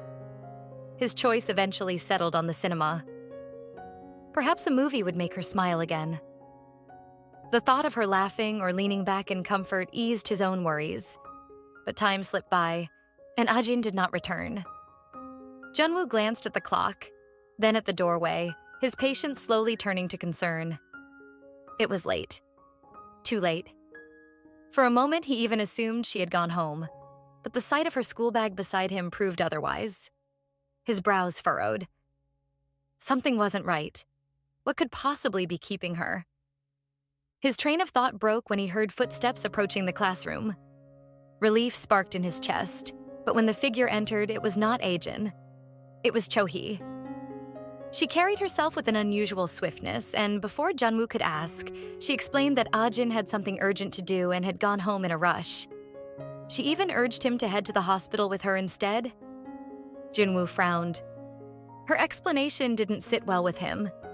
If Ajin had truly left, why was her bag still here? Cho-hee must have noticed his suspicion because she quickly grabbed the bag and shoved it into a locker, exhaling a shaky breath as though narrowly avoiding discovery. She added another lie, claiming Ajin had asked her to keep it for her. Junwoo wasn't convinced. Something about the whole scene felt off. He stood abruptly, his decision already made. If Ajin couldn't come, he would go to the hospital alone. But Cho-hee refused to let him. She rushed after him, her frustration boiling over. It stung her pride that he dismissed her so easily. She was Han Cho-hee, and yet he brushed her aside as if she meant nothing. The sting of rejection burned inside her chest, sharper than she expected, while Junwoo walked away with nothing but cold determination. Back at the art room, Ajin's body trembled as the cold seemed to seep into her very bones.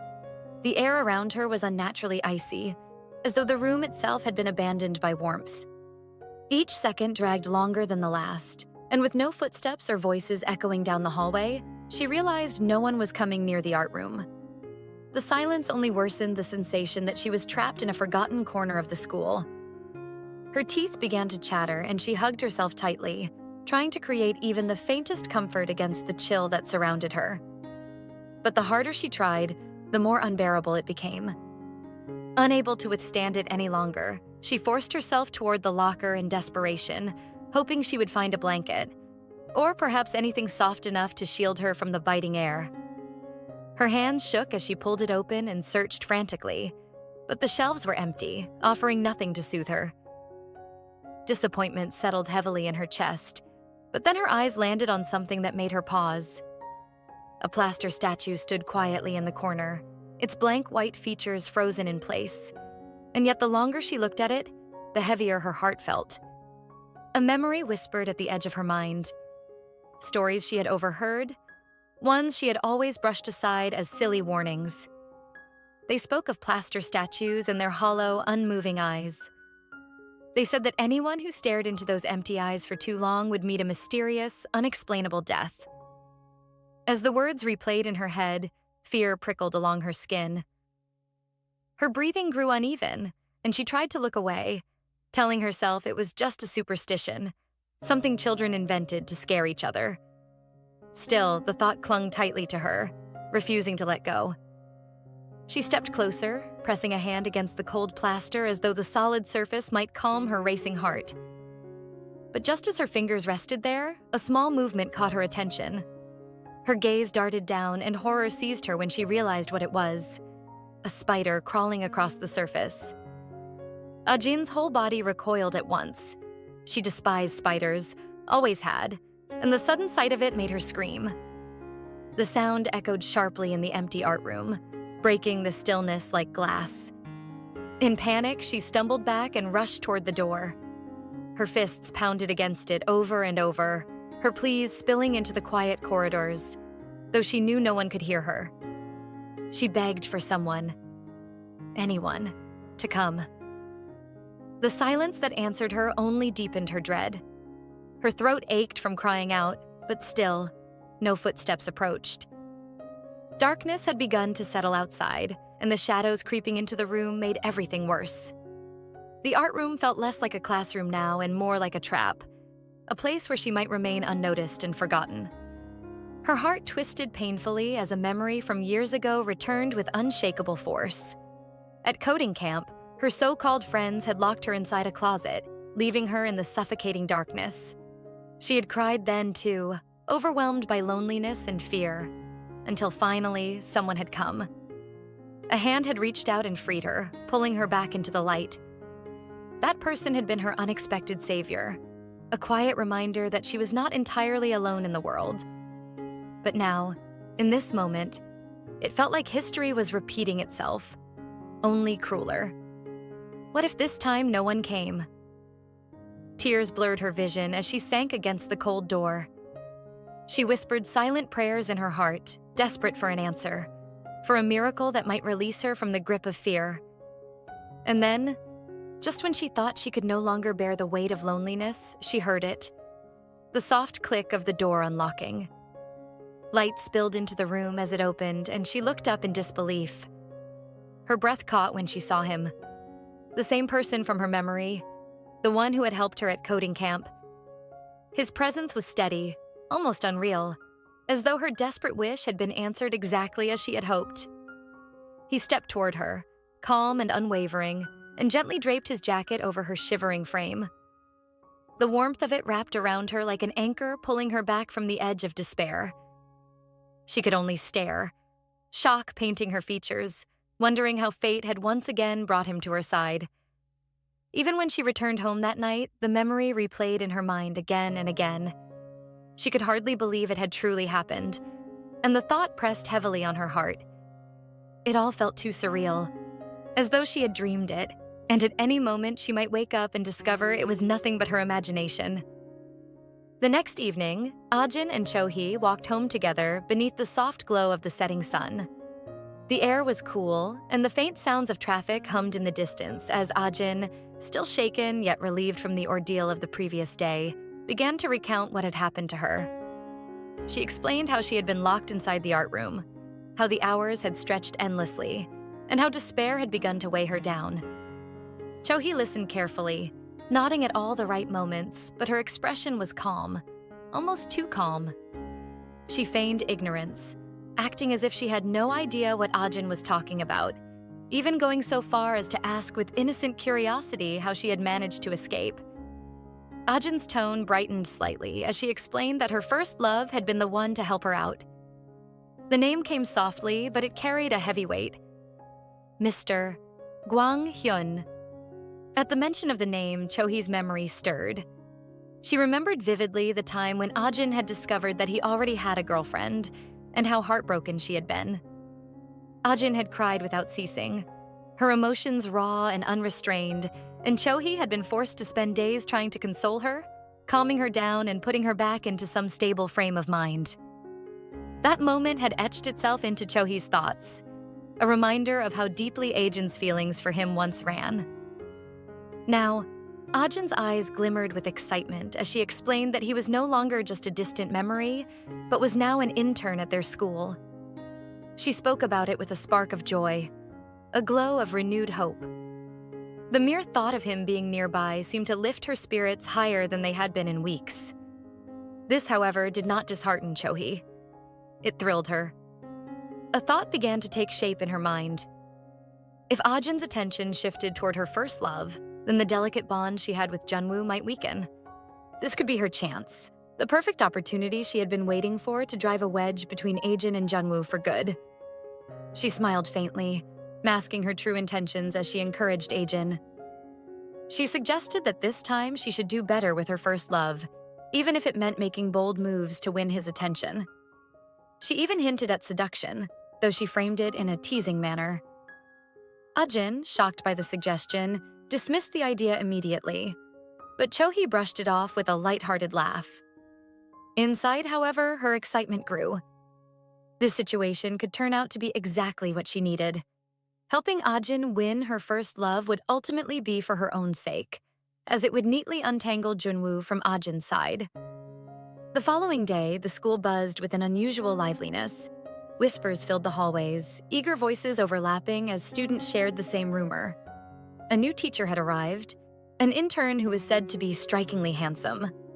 The anticipation of the students grew with every passing moment, many of them hoping that he would be assigned to their class. The atmosphere was electric, filled with curiosity and nervous excitement. Amidst all this chatter, Ajin sat at her desk, holding on to something small yet precious. In her hands rested the drink that Mr. Gwanghyun had given her the previous day. To others, it was just a simple drink, but to her, it was a treasure. She held it as if it were fragile glass, cherishing it in silence. The memory of their hands brushing against each other lingered in her thoughts, replaying over and over again in her mind. A faint blush crept onto her face, and she became completely lost in that memory. So much so that she failed to notice Junwoo calling out to her from nearby. When she finally realized his presence, she looked up to see him standing before her. He had heard from Chohee that she had been busy the previous day, and he showed her his hand as if to remind her. Ajin, thinking nothing of it, simply assumed Chohee had run into him while on her way home. She brushed the thought aside, offered him an apologetic look, and smiled brightly when he accepted it. For Junwoo, however, something about her demeanor felt different. He noticed the sparkle in her eyes, the absent-minded way she kept drifting back into her thoughts. It was unlike her usual self. He sensed that something had changed, though he could not place what it was. A quiet unease crept over him as he wished he knew a way to draw her closer to him, to take her attention away from whatever was occupying her heart. The moment of truth arrived when the homeroom teacher entered the class. The chatter subsided into silence, and every student waited eagerly. Then, the intern teacher was introduced. When he stepped through the doorway, the room seemed to shift. Kim Gwang-hyun. The name resonated in Ajin's heart, and her breath caught. The students, especially the girls, erupted with excitement, whispering to each other about his appearance and charisma. Even Ajin's usual composure slipped. Her face lit up in an unusual glow, one Junwoo had never seen directed at anyone else. Junwoo sat in silence, watching with growing discomfort. He noticed the way Ajin's eyes followed the man, the way her expression softened with admiration. When the man gave a small wave in her direction, Ajin nearly beamed. As the lecture began, she leaned forward, taking notes with a seriousness that startled him. It was rare for her to be so attentive, so eager to learn. Junwoo stared at her, the realization pressing into him slowly but firmly. Something about this man had stirred her, and it made him feel unsettled in a way he could not explain. Jealousy was there, but he did not recognize it for what it was.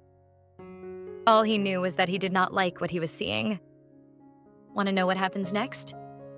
Make sure to like, subscribe, and turn on notifications so you don't miss a single update. And drop a comment below if you'll like part 3.